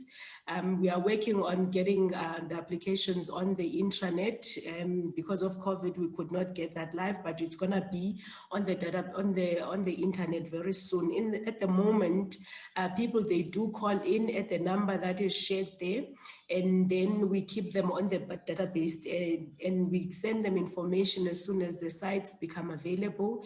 And that is the guy that is assisting us in terms of getting the database together and sending out invitations. His name is Andam Pofu, and that is his email address. Okay, so if there are any questions, you'll stop me.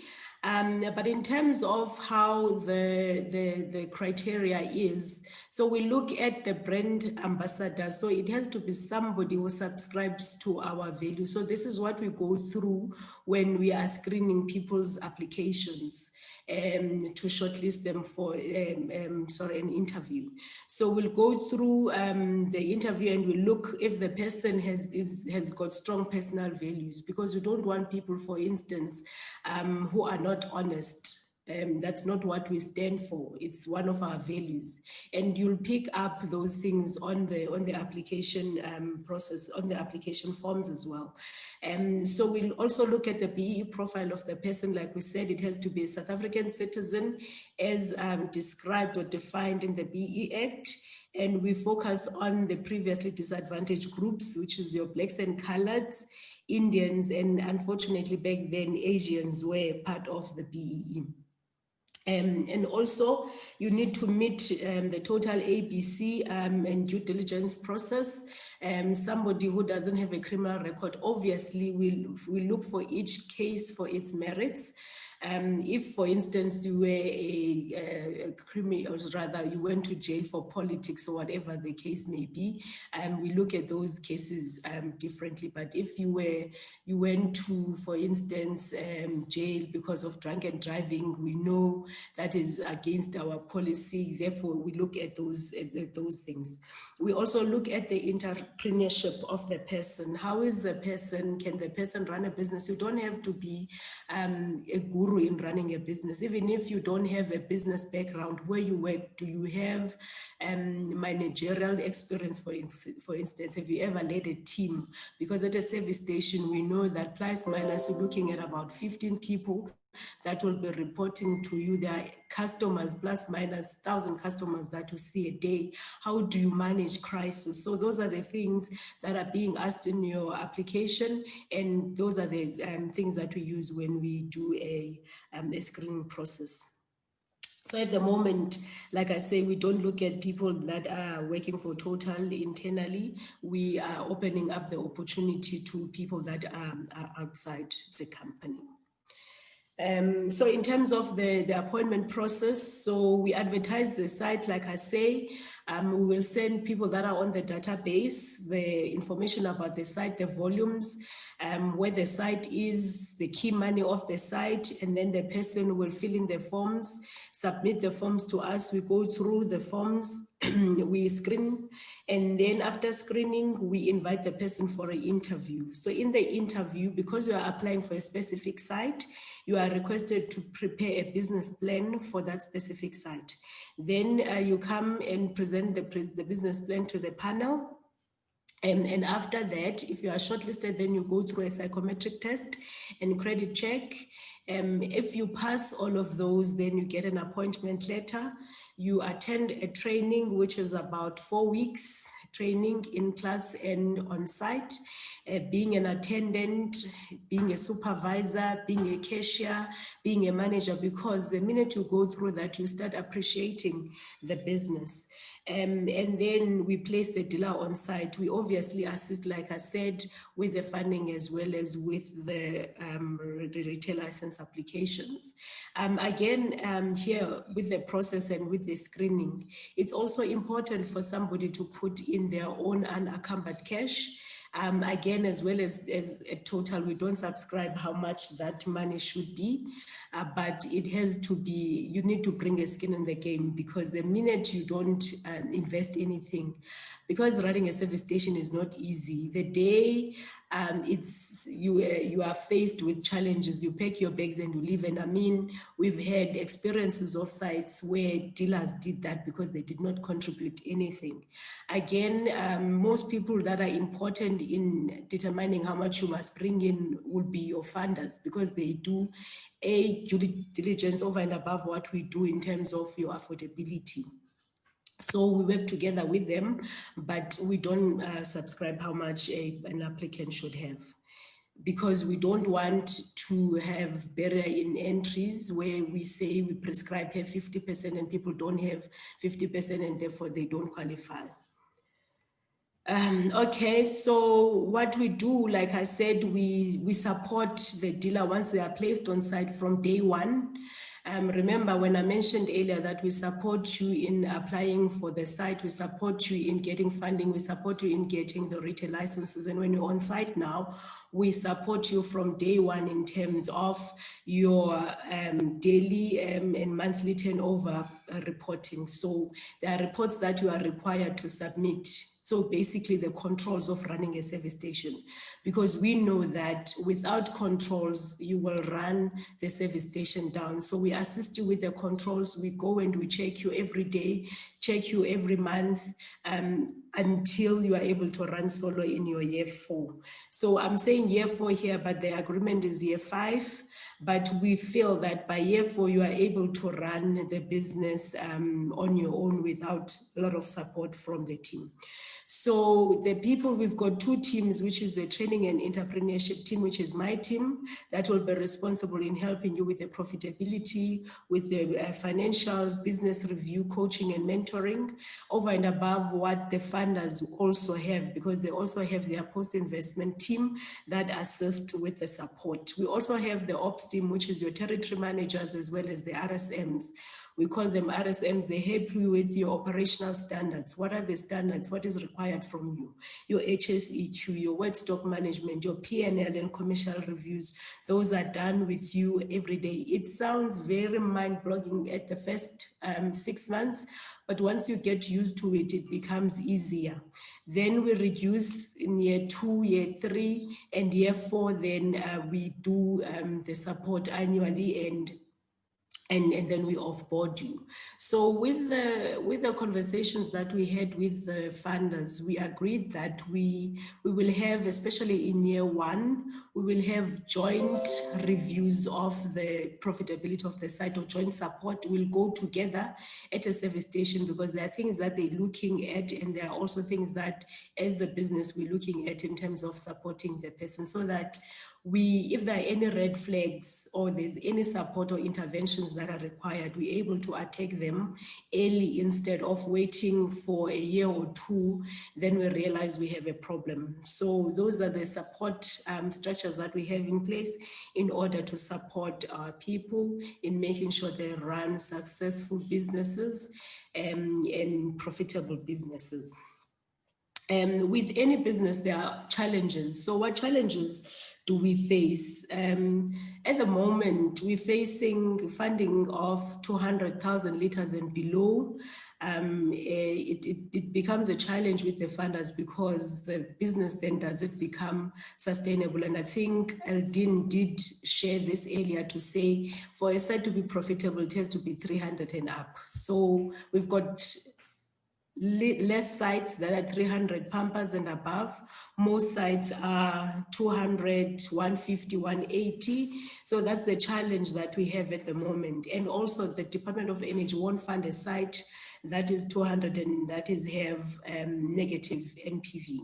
So those are the challenges that we are trying now to find solutions and strategies in terms of how do we address the fact that licenses, they get issued every day. It means the site that you may buy today pumping 500, 2 months or 2 years down the line, that site is pumping 250. It's no longer sustainable for you. So those are the challenges. And I think I liked what Reggie shared earlier to say those are the things as well as FRA are looking at.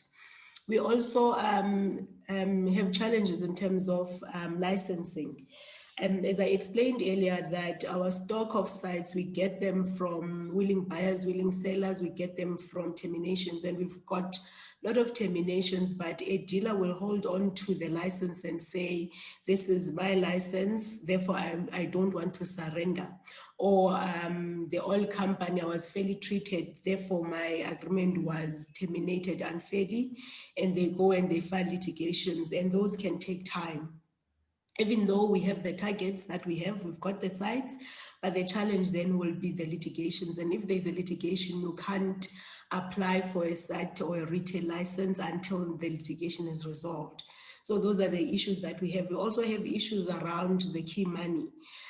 Dealers, I think, over the years, they felt that they're entitled to the service stations, and also there is no clear regulation around how do they price their service stations.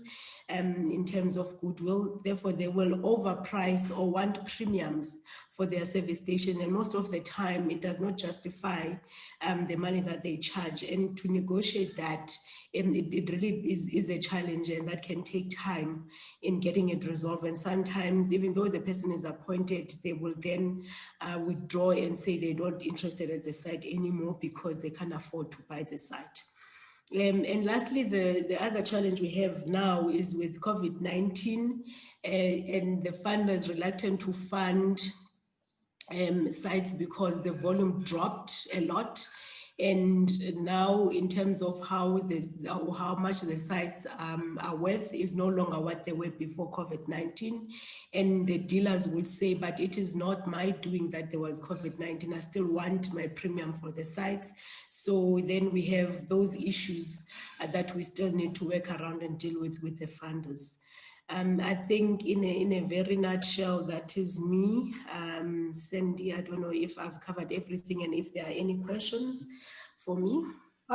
Yes, thank you so much, Zugisa. We really appreciate the powerful and insightful, thorough presentation. We do have questions, and in the main, it centers around the commitment to Black economic transformation and taking into cognizance that there isn't old money or a safety net that people generally have as a deposit. In fact, one from Asanda specifically puts it in this way, and I want to do it justice, where she says, is it only the fuel sector or industry that is being supported because there are other industries that people would want to assume opportunities or take opportunities? Now we know in the main that the DFIs, especially NEF, we fund all different sectors, startup businesses, expansions, as you heard from Aldine. But the point I want to make is that, at least in Asanda's words, she says, this is all new information to us. We therefore feel that we are already disadvantaged by virtue of the fact, one, we don't have the money. Secondly, we don't even know how to access the opportunities that are there. And then the other question is, I think you used an acronym, MDVs. I'm not sure if I heard you correctly, if you could just, for clarity, explain what that acronym is, which was part of the challenges that you were alluding to. Thank you. Okay, I'll start with the first question. So I get what she says in terms of its new information, but what we use platforms like these, which we appreciate, where we go and we present the opportunities that the oil companies have, and especially Total. And second is that if people are interested in our intranet, there is information about franchising if people are interested to find out about franchising. And the third one is that when I explained earlier, the reason why we don't ask for people to pay 50% contribution of 8 million is exactly that. It's because we want people to have access to these opportunities. And that is why we did away with the fact that people must pay on, it can be whatever amount. That's why we don't subscribe in terms of how much that own contribution should be. So because we want people to be able to apply and be able to get the opportunities. And that's not the only thing we look at. That is one of many other things. We just want people who are hungry for this business, who are going to make it work, and that we can teach. That is mainly the main criteria in terms of getting people into the network. The money is something that we can talk about earlier, but we want people to have something of their own, because like I said earlier, if you don't have anything of their own, and experience taught us that people would just leave if they are experiencing challenges at site. I don't know if I've answered the first question, Cindy. I'm very satisfied, Zugi, so thank you so much. And I think in the interest of time, what we're also going to do is just answer directly on some of the Q&As that require funding criteria or forms. We understand that we are at different levels of enlightenment or awareness as entrepreneurs or people in general. So the ones that we are able to answer, those will be covered. And I think you've done an adequate job in answering the issue about title deeds, your sites. There was an issue about the transfer of a license, as you were mentioning, that negotiations you don't necessarily get involved in, but you are there to also navigate and manage the process. So thank you so much for your time, Sukwisa Njobe. Please stay on the panel. At the end, we'll have just final thoughts and also ventilate any other questions that may arise that we haven't touched on. So I do appreciate. What was that acronym, by the way? I'm still stuck there. Did you say Which MDV one? or DMV? No, I said yazi ngumnyama bantu start kuthe fu said to me but kwathi MDV ngathi ayichangsaz bengizitshela ukuthi ngifundile. Oh, no, I did not say any MDV. I said COVID-19. Oh, okay. Yeah. I beg your pardon. Okay, no, thank you so much. I think it's the petrol fumes maybe that are permeating Yes, in the environment. Yeah, maybe one last request, Cindy, would be to share our details if people are interested in the service stations in your, I don't know, in your platform, our contact numbers as well as our email addresses so they can contact us directly. Yes, siyabonga kakhulu Nezukiso, much appreciated indeed. And this is a recorded session, so that will be available on our website, as we mentioned. And we'd like to call now the next segment is for the dealer councils. And we'll ask Tony, who will join us shortly, to explain what it is that they do in assisting entrepreneurs in the space. And Tony Mukoka is the chairperson of the BP Dealer Council. And we appreciate, Tony, that you, after your presentation, you're going to have to leave, so that is fine. If you'll just put your slides in full view mode, make sure that you are audible and close enough to your microphone, and that you also unmute the camera. Welcome, Tony, and thanks so much for joining us. Good, thank you. I only have points, so it's one slide which basically jogs my memory in terms of the points I'm going to speak in, because I'm not presenting any sets of finances. It's just like a conversation of who we are, what sort of services do we offer to our membership within the BP company. If I may continue, the dealer council, which it's a structure which is available in all the oil majors, and in BP membership, it's not automatic. So a dealer voluntarily join. However, the dealer council is recognized by the BP company. As it was made clear in the presentation about the amount of sites that different oil majors have, we have in excess of 500 sites across the country. The structure of the dealer council it's made up of the National Executive Committee, and then the main other subcommittees which drives the dealer council are 5 working groups, which are primarily operational. They deal with issues such as transformations, which I'll come back to later, convenience, retailing, assets, IT, and sales and ops. And if you notice in the names of these working groups, they form all the pillars of what a retail business is all about. So as a dealer council, we are actively involved in the shaping of the business as it unfolds, whether be it in the IT form or how we improve customer service, and how are we maximizing or making sure that the interest of the franchisees, called them dealers, are being protected. And this will be made clearer as I proceed in my conversation. So these working groups are national in composition. In other words, they consist of the members of the franchise from different regions. And our regions are made up as follows.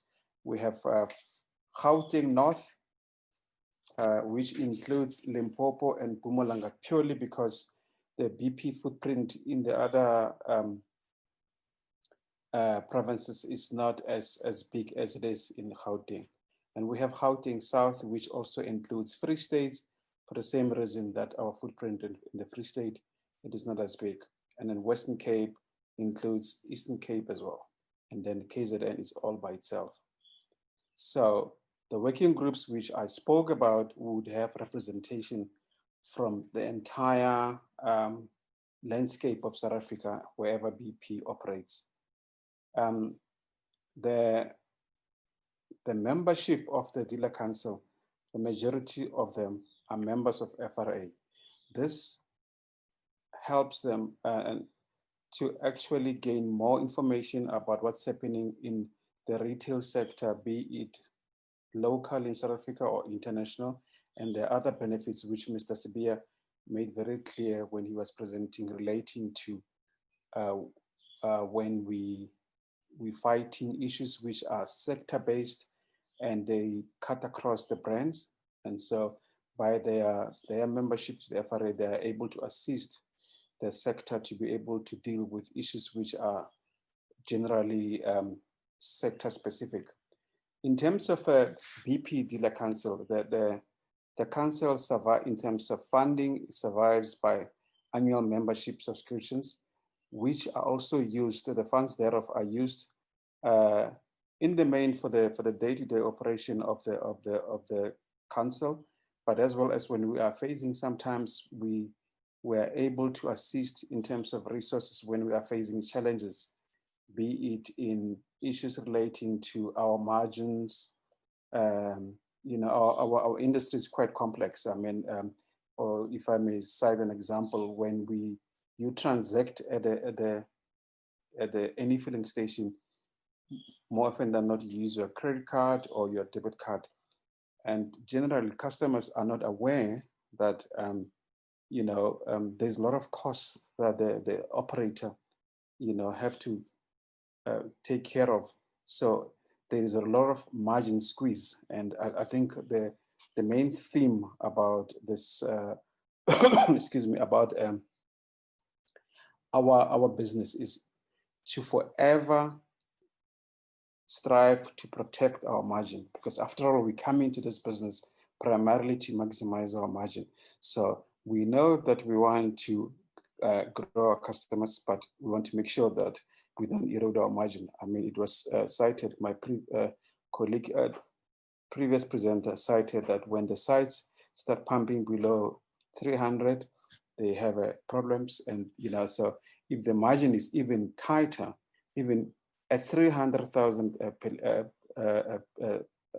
liters per month, if the margins are tight, then, you know, you'll find a situation where businesses are falling by the sideway.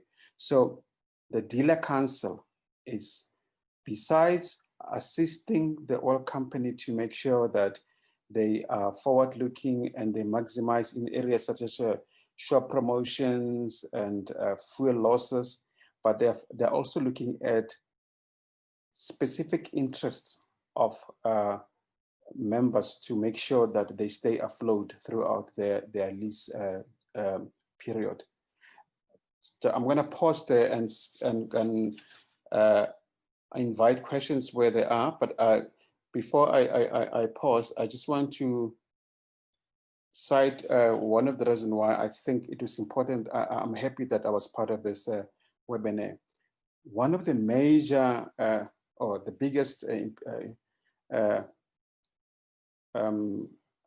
barrier to entry in this industry is finance. And I think the NEF webinar couldn't have been more important to, especially in the period we find ourselves where COVID-19 has been, you know, a headache for all entrepreneurs and all business sectors. So we have experienced a situation where, because of it, sales drops of up to between 40 and 60%, retailers who were hitherto were profitable pre-COVID-19, they're experiencing financial problems, and because our working capital is made up 90% of tax collection, you need to have too much cash in your business, although, you know, an ordinary other person who's a chicken or a QSR, which is similar to, you know, to our own sector as an entrepreneur, but they don't have to, they're not tax collectors. So we're getting about just over around 2 rand per liter, but we collect, you know, how much, you know, and there are hidden costs, cash costs, which we have to take care of. Like I've said, the method of payment, be it a credit card, there's a lot of banking fees. So throughout this, there is a, you know, hidden costs. So when you have got any economic upheaval, those costs are fixed. So they're there, whether or not, you know, you're having a depressed sales, you still have to incur those costs. So when you have got those economic upheavals, you know, you have a margin squeeze. Before you know it, most dealers then start having problems. So I guess the point I'm trying to make here is that when sites or new dealers are asking for funding, emphasis should be made on, once you have dealt with the price of the site, the discussion about working capital should be extremely thorough. There should be more of an upside of, you know, contingency measures in relation to, you know, price turbulences. Again, we've had like 3 back-to-back prices just around COVID, while we have COVID-19. So, you know, those things affect the amount of money you need to repurchase a full load of fuel. So it's very, very important, particularly for new entrants that are not set for failure. The person could be genuinely capable in terms of acumen, as it was alluded to, in terms of, you know, astute and everything. But if they do not know the possible downsides that can happen, particularly on the pricing side, in the shop, there isn't much that you know, one is exposed to in terms of a price turbulence. But on the forecourt side, I think, particularly from the funding standpoint, I think emphasis, if it could be made to understand and educate the new entrants about the risk relating to working capital. I'm going to pause here and ask for questions if there are any.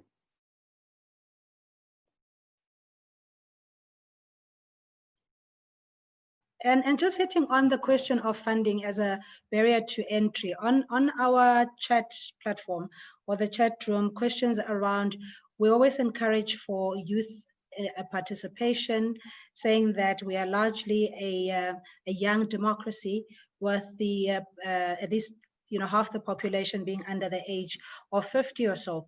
And then in the same breath, we contradict ourselves and say we have opportunities, but yet capital is required for you to access that. How do we balance and manage those aspirations and expectations while we're dealing with the reality of, you know, the sluggish economy and the hardships that we're facing? Yeah, well, it's a tough one, Cindy. I think, look, I'm not sure whether I'm going to do justice to your question, but the fact of the matter is that if we want to increase the participation of other people in this economy, and we understand that the funding or access to capital has been and will continue to be a major barrier, we need to then take a clear decision that we cannot use the same instruments to actually analyze how there's supposed to be things like payback period. And for instance, I'll give an example. Quite often, the major banks, they'll say, you need, if we give you 5 million, you must pay it in 5 years, or if you give it whatever. They basically, the lease period drives the repayment period. Now, that in itself, while I understand that there's financial risk and they have to be prudent in terms of how they analyze this thing, but we also need to take a political decision and saying, am I being reasonable to say this this person can pay back 15 million. If you look at the advertisement and some of the news sites, 15 million, the person, retire or take a package from their work. Let's assume this is an entrepreneur who was previously working. They take a package. Remember, they can't throw everything because also there's a risk balance. So they take 2 million, they put it in the business, but they're still expected to repay within 5 years. And it is our opinion that in BP transformation that the 5 years repayment period, it's not necessarily ideal. Perhaps we should reconsider other, innovative ways. I don't have the answers, but I think it'll be, not realistic, because remember, in the 5 years, whether the site is in an area where there is high volume or not, the 5 years, the projections of the volumes will it's not often that they actually meet those projections. You reach plateaus, there are other issues during the economic life of that investment. So, and of course, coupled with the fact that this is a historically disadvantaged person who's have got other challenges.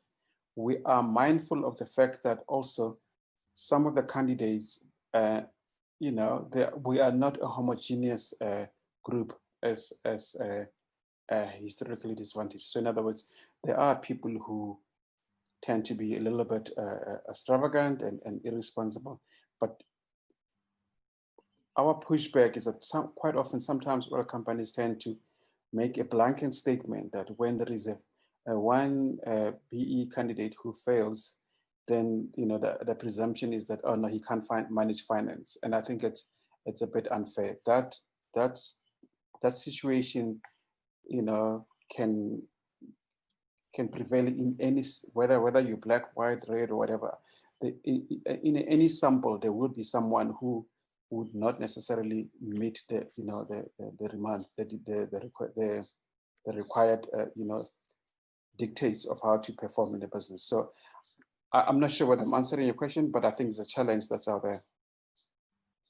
Tony, thank you indeed for your time, and we do appreciate that you are not able to stay for the remainder of the 45 minutes or so that we have.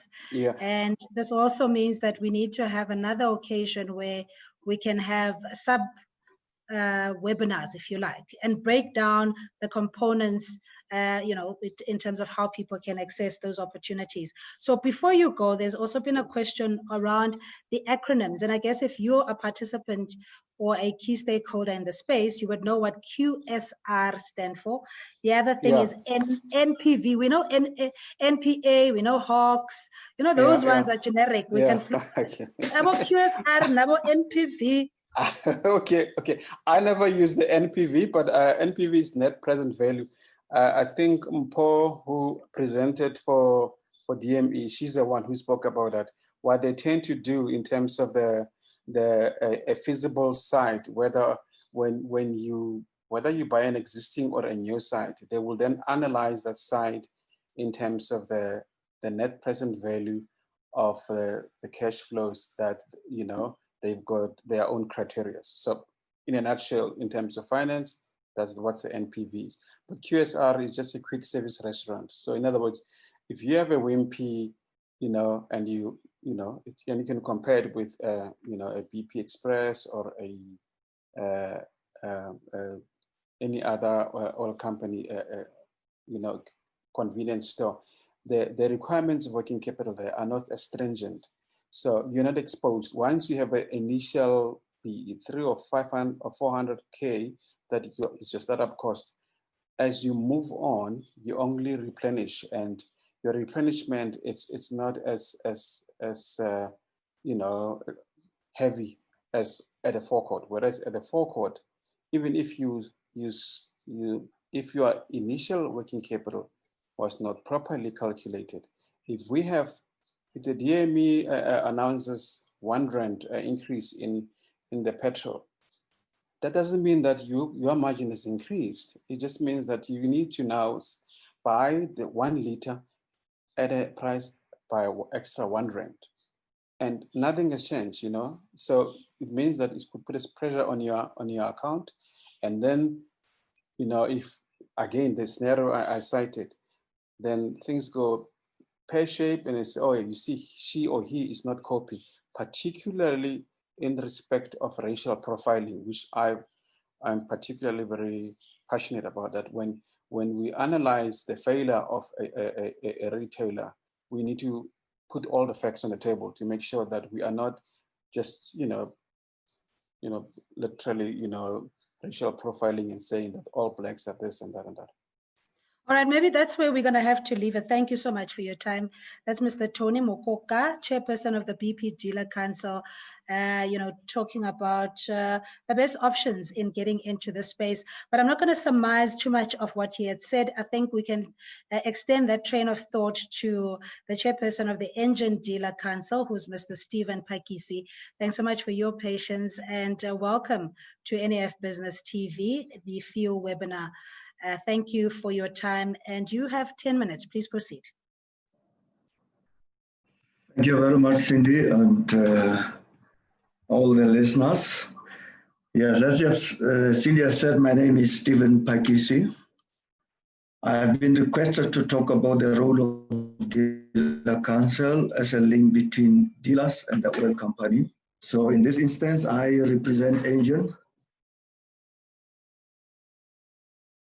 I think I'm the lucky one because I'm not going to say much. Tony has said a mouthful, so I'll just fill in where I feel necessary.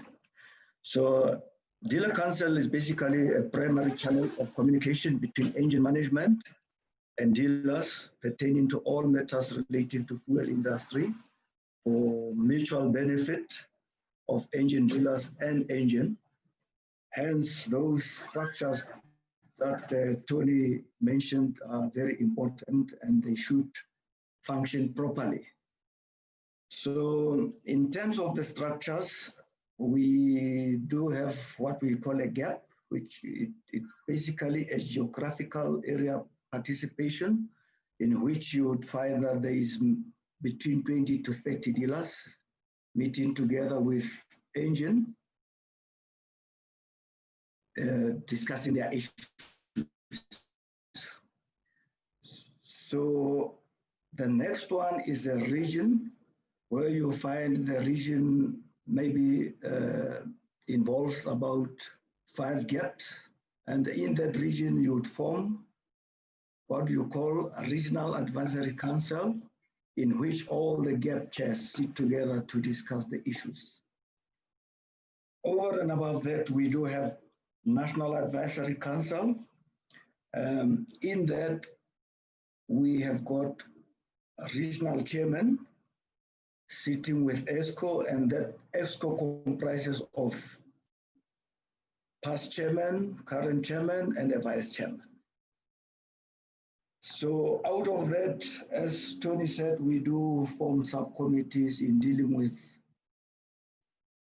different categories of the business, which could be convenience, fuel deliveries, IT, and et cetera. So the regional council would then meet with engine, and it's a 3 month. It's every 3 months that we meet, so 3 meetings a year.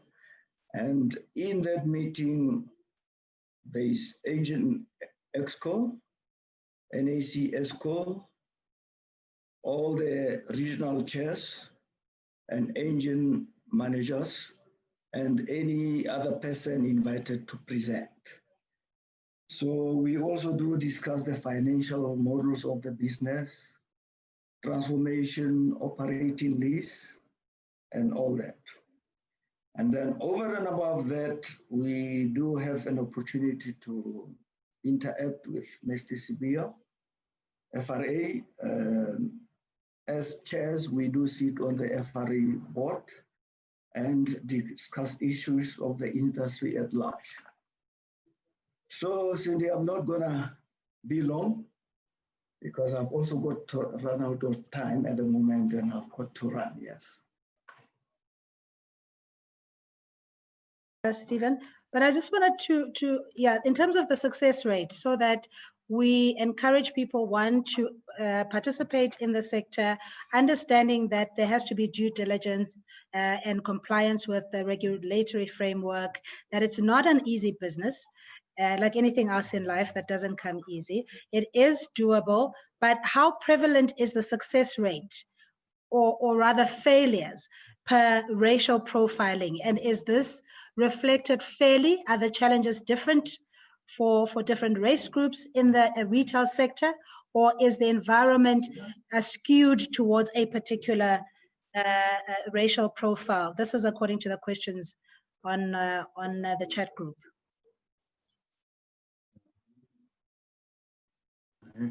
Yes, there is failures, and more especially, or unfortunately, on our Black brothers and sisters. And part of that prices, as Tony said, it's expensive business, and it requires a lot of cash flow and a good financial discipline, if I may so say.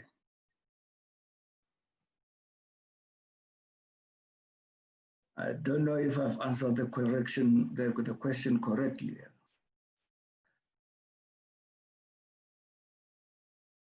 You are muted, Cindy. I beg your pardon. I think in the interest of time, that will be adequate, and we're hoping to have a follow-up webinar where we can explore in small bite sizes and, you know, the issues around the fuel and retail fuel sector. But Stephen, thank you so much for your time. We really appreciate it. Thank you very much. Colleagues and ladies and gentlemen, we still have the CEO of the Retail Fuel Association, Mr. Regis Sibia, and we have from Shell, Ntobeko is still with us, Sukiswa from Total, and all the previous speakers. It's just Tony and Stephen that had to excuse themselves. Now, the next segment is of particular interest to us here at the National Empowerment Fund, because this is where we can test that we live the values of empowerment, of motivation, ethics, and respect, and to enhance and grow individuals as investees. So these are not scripted. It is unauthored by ourselves. It's lived experiences of the investees who had entrusted us with their dreams and aspirations in the fuel sector. So it is my great pleasure and privilege to introduce the NEF investee testimonial from the Free State, and that would be Fikile Mapumula, who's a director with BP in Kwakwa. Fikile, hello to you and welcome. So the journey of the NEF, you're not being paid to say this, by the way. I think let's get it on the record that you weren't given words to say and to be kind about your personal experience with the NEF. But I think as a testimonial, it gives the authenticity of what it is that we do in growing Black economic participation. You have 10 minutes. May you please share your screen. If you do have a presentation, make sure that is also on widescreen mode. Hi, Figile. Hi, Cindy. Thank you for the opportunity. Hi. Hi. It was quite a humbling request that NEF asked me, out of all the people, to come and share my journey. I think they know the challenges that I've been through, and they understand exactly what people need to hear. So my name is Figile. I'm a dealer and site manager for BP Kwakwa in Putadichaba, Free State. A short background. I applied to become a dealer in 2017. I was only handed over the site in 2019. So what happened in between was the application for the retail license, application for NEF funding, and also waiting for BP to renovate the site that has been closed for more than a year. And so I waited for BP to open the site, to renovate the site, so they can hand it over to me. So the journey started when BP appointed me as a dealer, and I approached NEF, and BP, they actually encouraged me to approach NEF because they have an agreement with NEF. And when I approached NEF in 2017, NEF unfortunately told me that they don't have budget because it was almost the financial year end of 2017.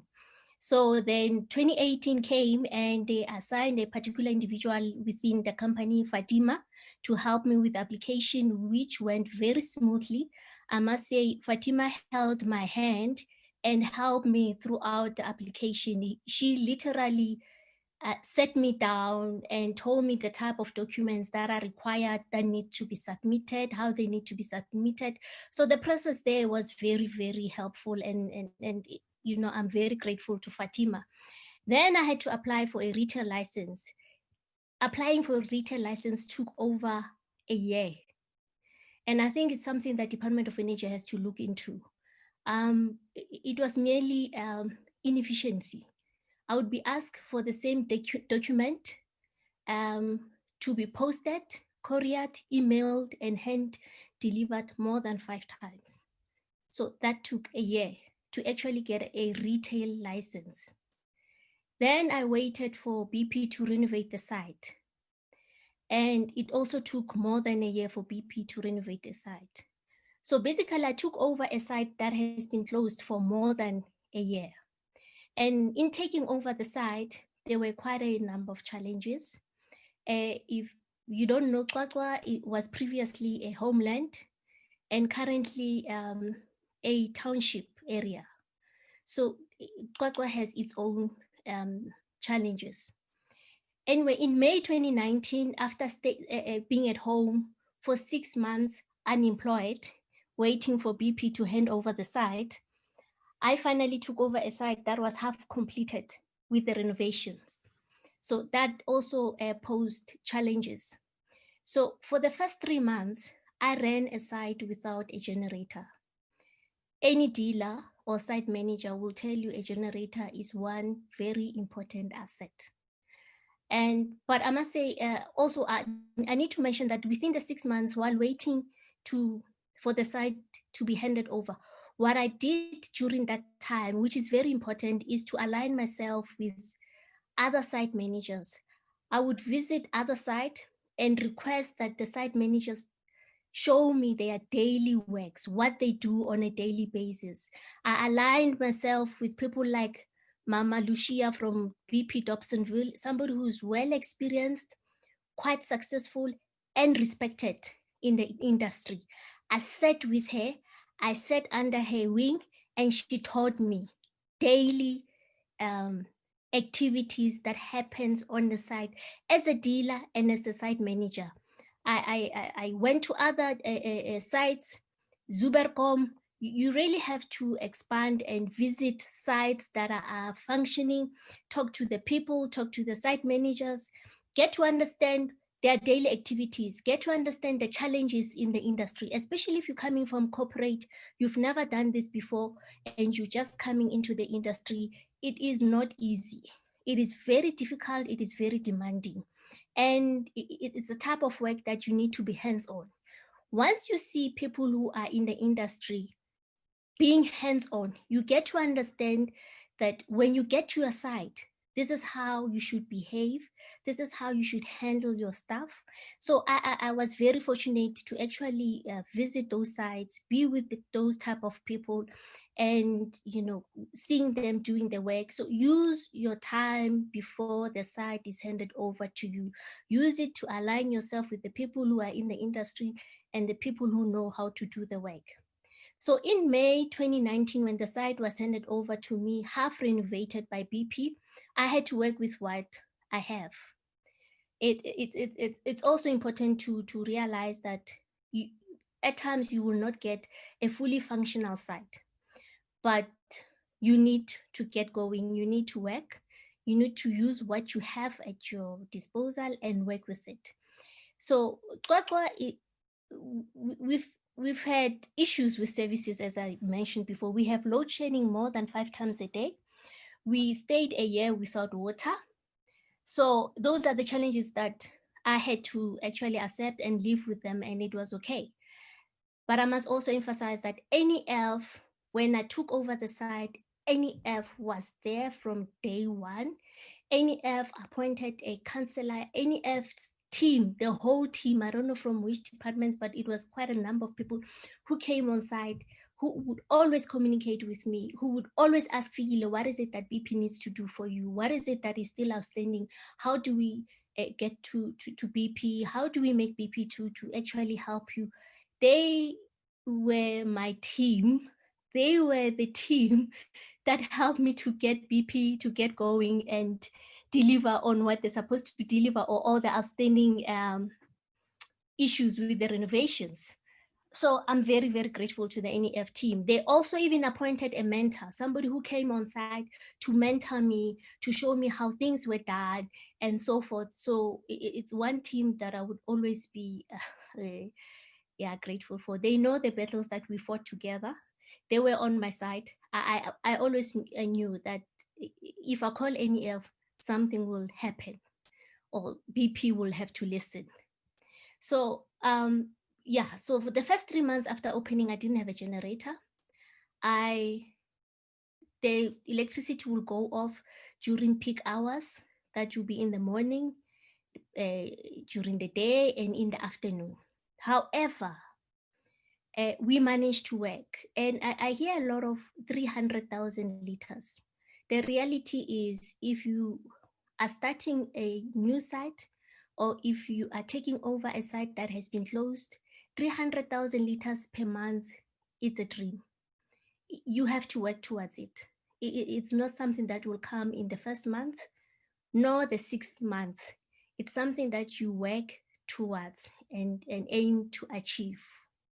Yes, the 300,000 is an ideal, it's an ideal volume to have per month, but it's not easy. So you need Fikile, to... Yes, thank you so much. You're truly an inspiration. Thank you also for appreciating the team in the Free State of the National Empowerment Fund. Entrepreneurs like yourself keep people and motorists on the road. Here at the NEF, we keep people in business. We strive to serve. So thank you so much for joining us. Still, please stay on.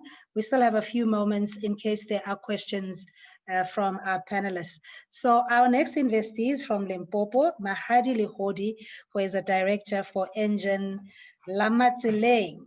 Good afternoon to you, and thank you so much, Mahadi. If you give us your NEF experience, the journey that we've traveled with you, the experiences, and I'm afraid it's all of that has to be within 5 minutes. Your time starts now. Good morning, or good afternoon, rather.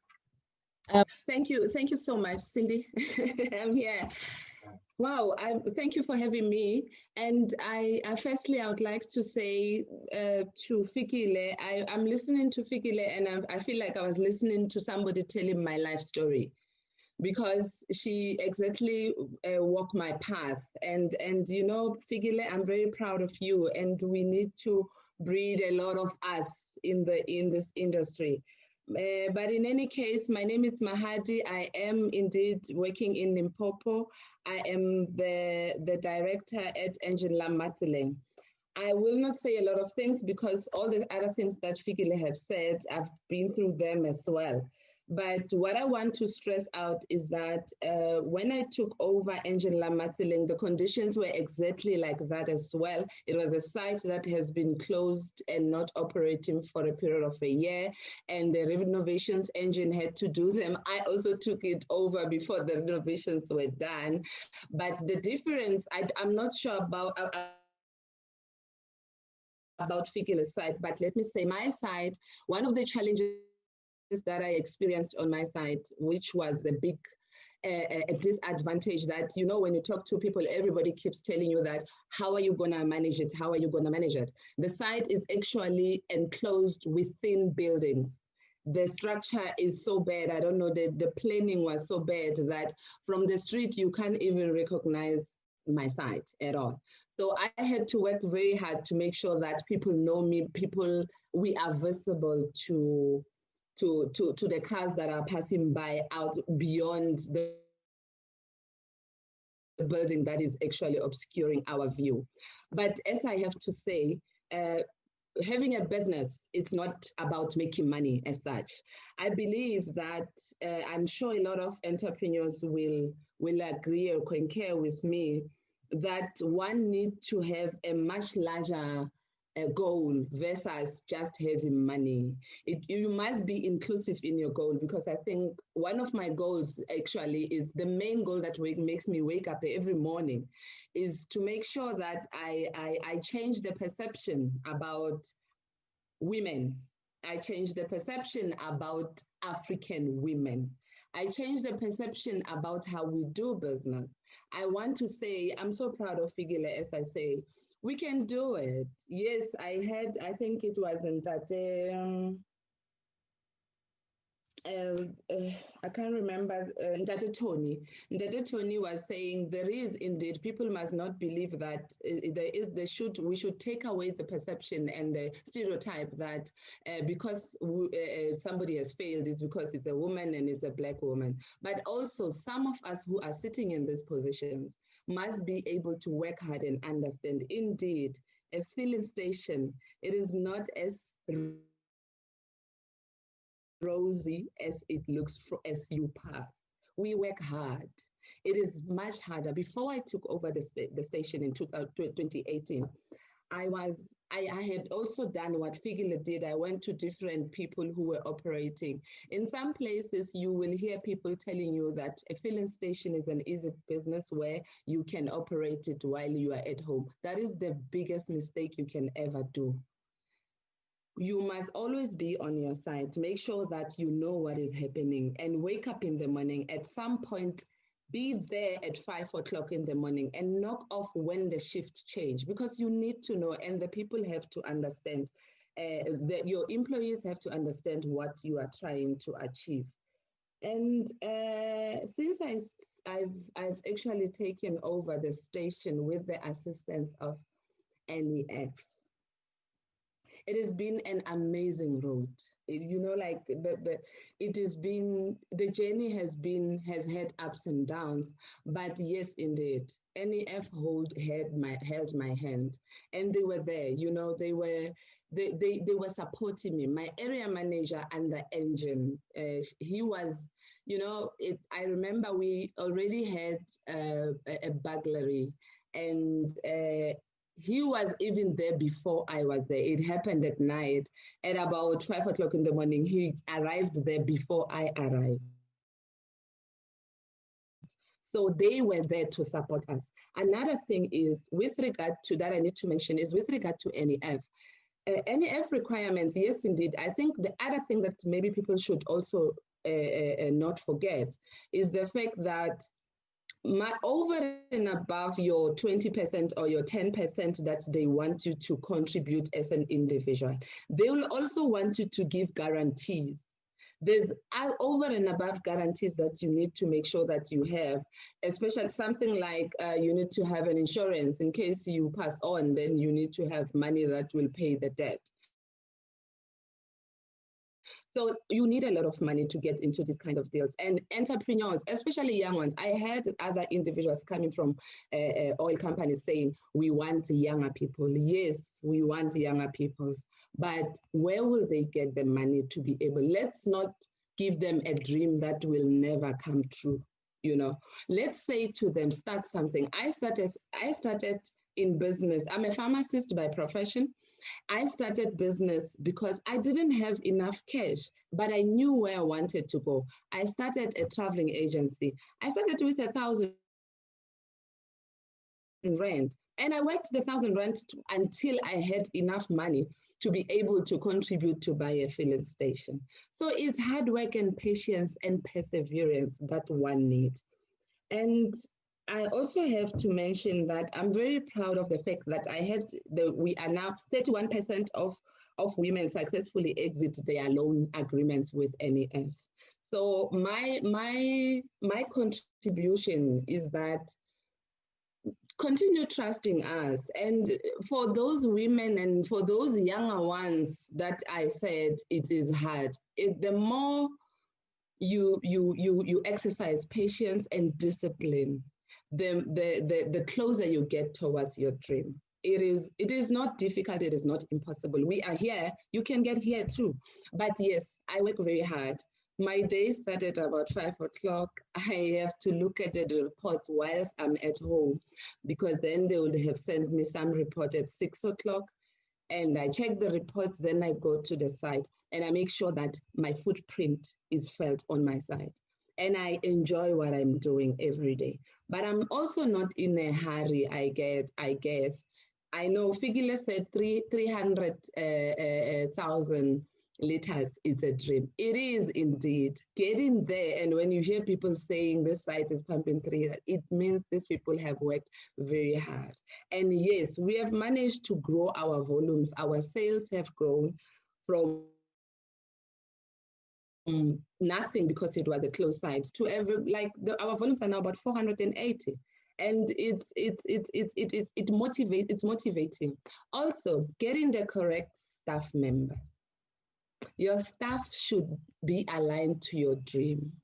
And as I said, let your dream be bigger than just making money. Let it be, my dream is, let me change lives. Let me show people that we can be able to do it. So I don't really have a lot of things, as I said. I think Figile covered a lot of other issues that I would have wanted to talk about. But thank you very much for having me. And thank you to NEF and to Engine for trusting me that I can be able to do this. I don't do this alone. I have a site manager. I'm on the overseer, though I'm there all the time. But I have a site manager and I train the site manager myself because I wanted to learn with her. And she's also a woman and she's doing extremely well. So thank you very much. I think I'm going to end my presentation here. Thank you so much. We really appreciate, Mahadi. We're so humbled, even by your generosity in spirit with Figile, the camaraderie that you're showing. And this is part of the culture of the NEF. You know, when one rises, you also pull somebody else up. The honesty that you've also expressed, because this is how we can improve our service offering by having investees come back to say, in this area, I feel that, you could have assisted more. You mentioned the mentorship, because indlela ibuzwa kulaba abayaziyo. Okay, so if you haven't, nobody has shown you an example of a successful Black woman running a petroleum station, you would think that this is something that is the privy of other people. So you've given us the sense of hope that is tangible, that it is possible to dream. Once you apply yourself and you're willing to put the hard work, it will pay off. So we want to say that if you want to go far, you go with the NEF. So to both of you, thank you. We wish you much success, and may you multiply all the efforts and also rewards and good fortune that you have. We're going to have to leave it there. Folks, thank you again for all our participants across the various social media platforms. We were oversubscribed by thousands of interested applicants, and we even extended this webinar by an hour just to cover as much of a wide scope as we possibly can. We will attempt to bring other webinars in a specific sector to then hopefully work through the various aspects of what your concerns are. The questions and answers we have on the Zoom platform will be posted, or the response will be posted on our website. And to all our panelists and the speakers, our strategic partners, the oil majors, the Department of Energy. I know Paul had sent an email and she apologizes that the network was intermittent. So we've had that challenge as well from the speakers generally as we experienced here as well. So we hope you found this of value. As they say, if you were blessed by this message, hit us up on social media, give us your contact details, let's engage and see how we can widen the opportunity of growing Black economic empowerment. You've been watching the NEF Business TV, and this is the fuel sector. Thank you so much. I'm your host, Cindy Mabi. It's been a great privilege and honor. And thank you to the technical crew and all our colleagues who assisted in making this webinar possible. May you be abundantly blessed, and let's continue to engage on social media. That is the National Empowerment Fund on Facebook, and at NEF Core, CORP on Twitter. Thank you so much for your time. Cheers.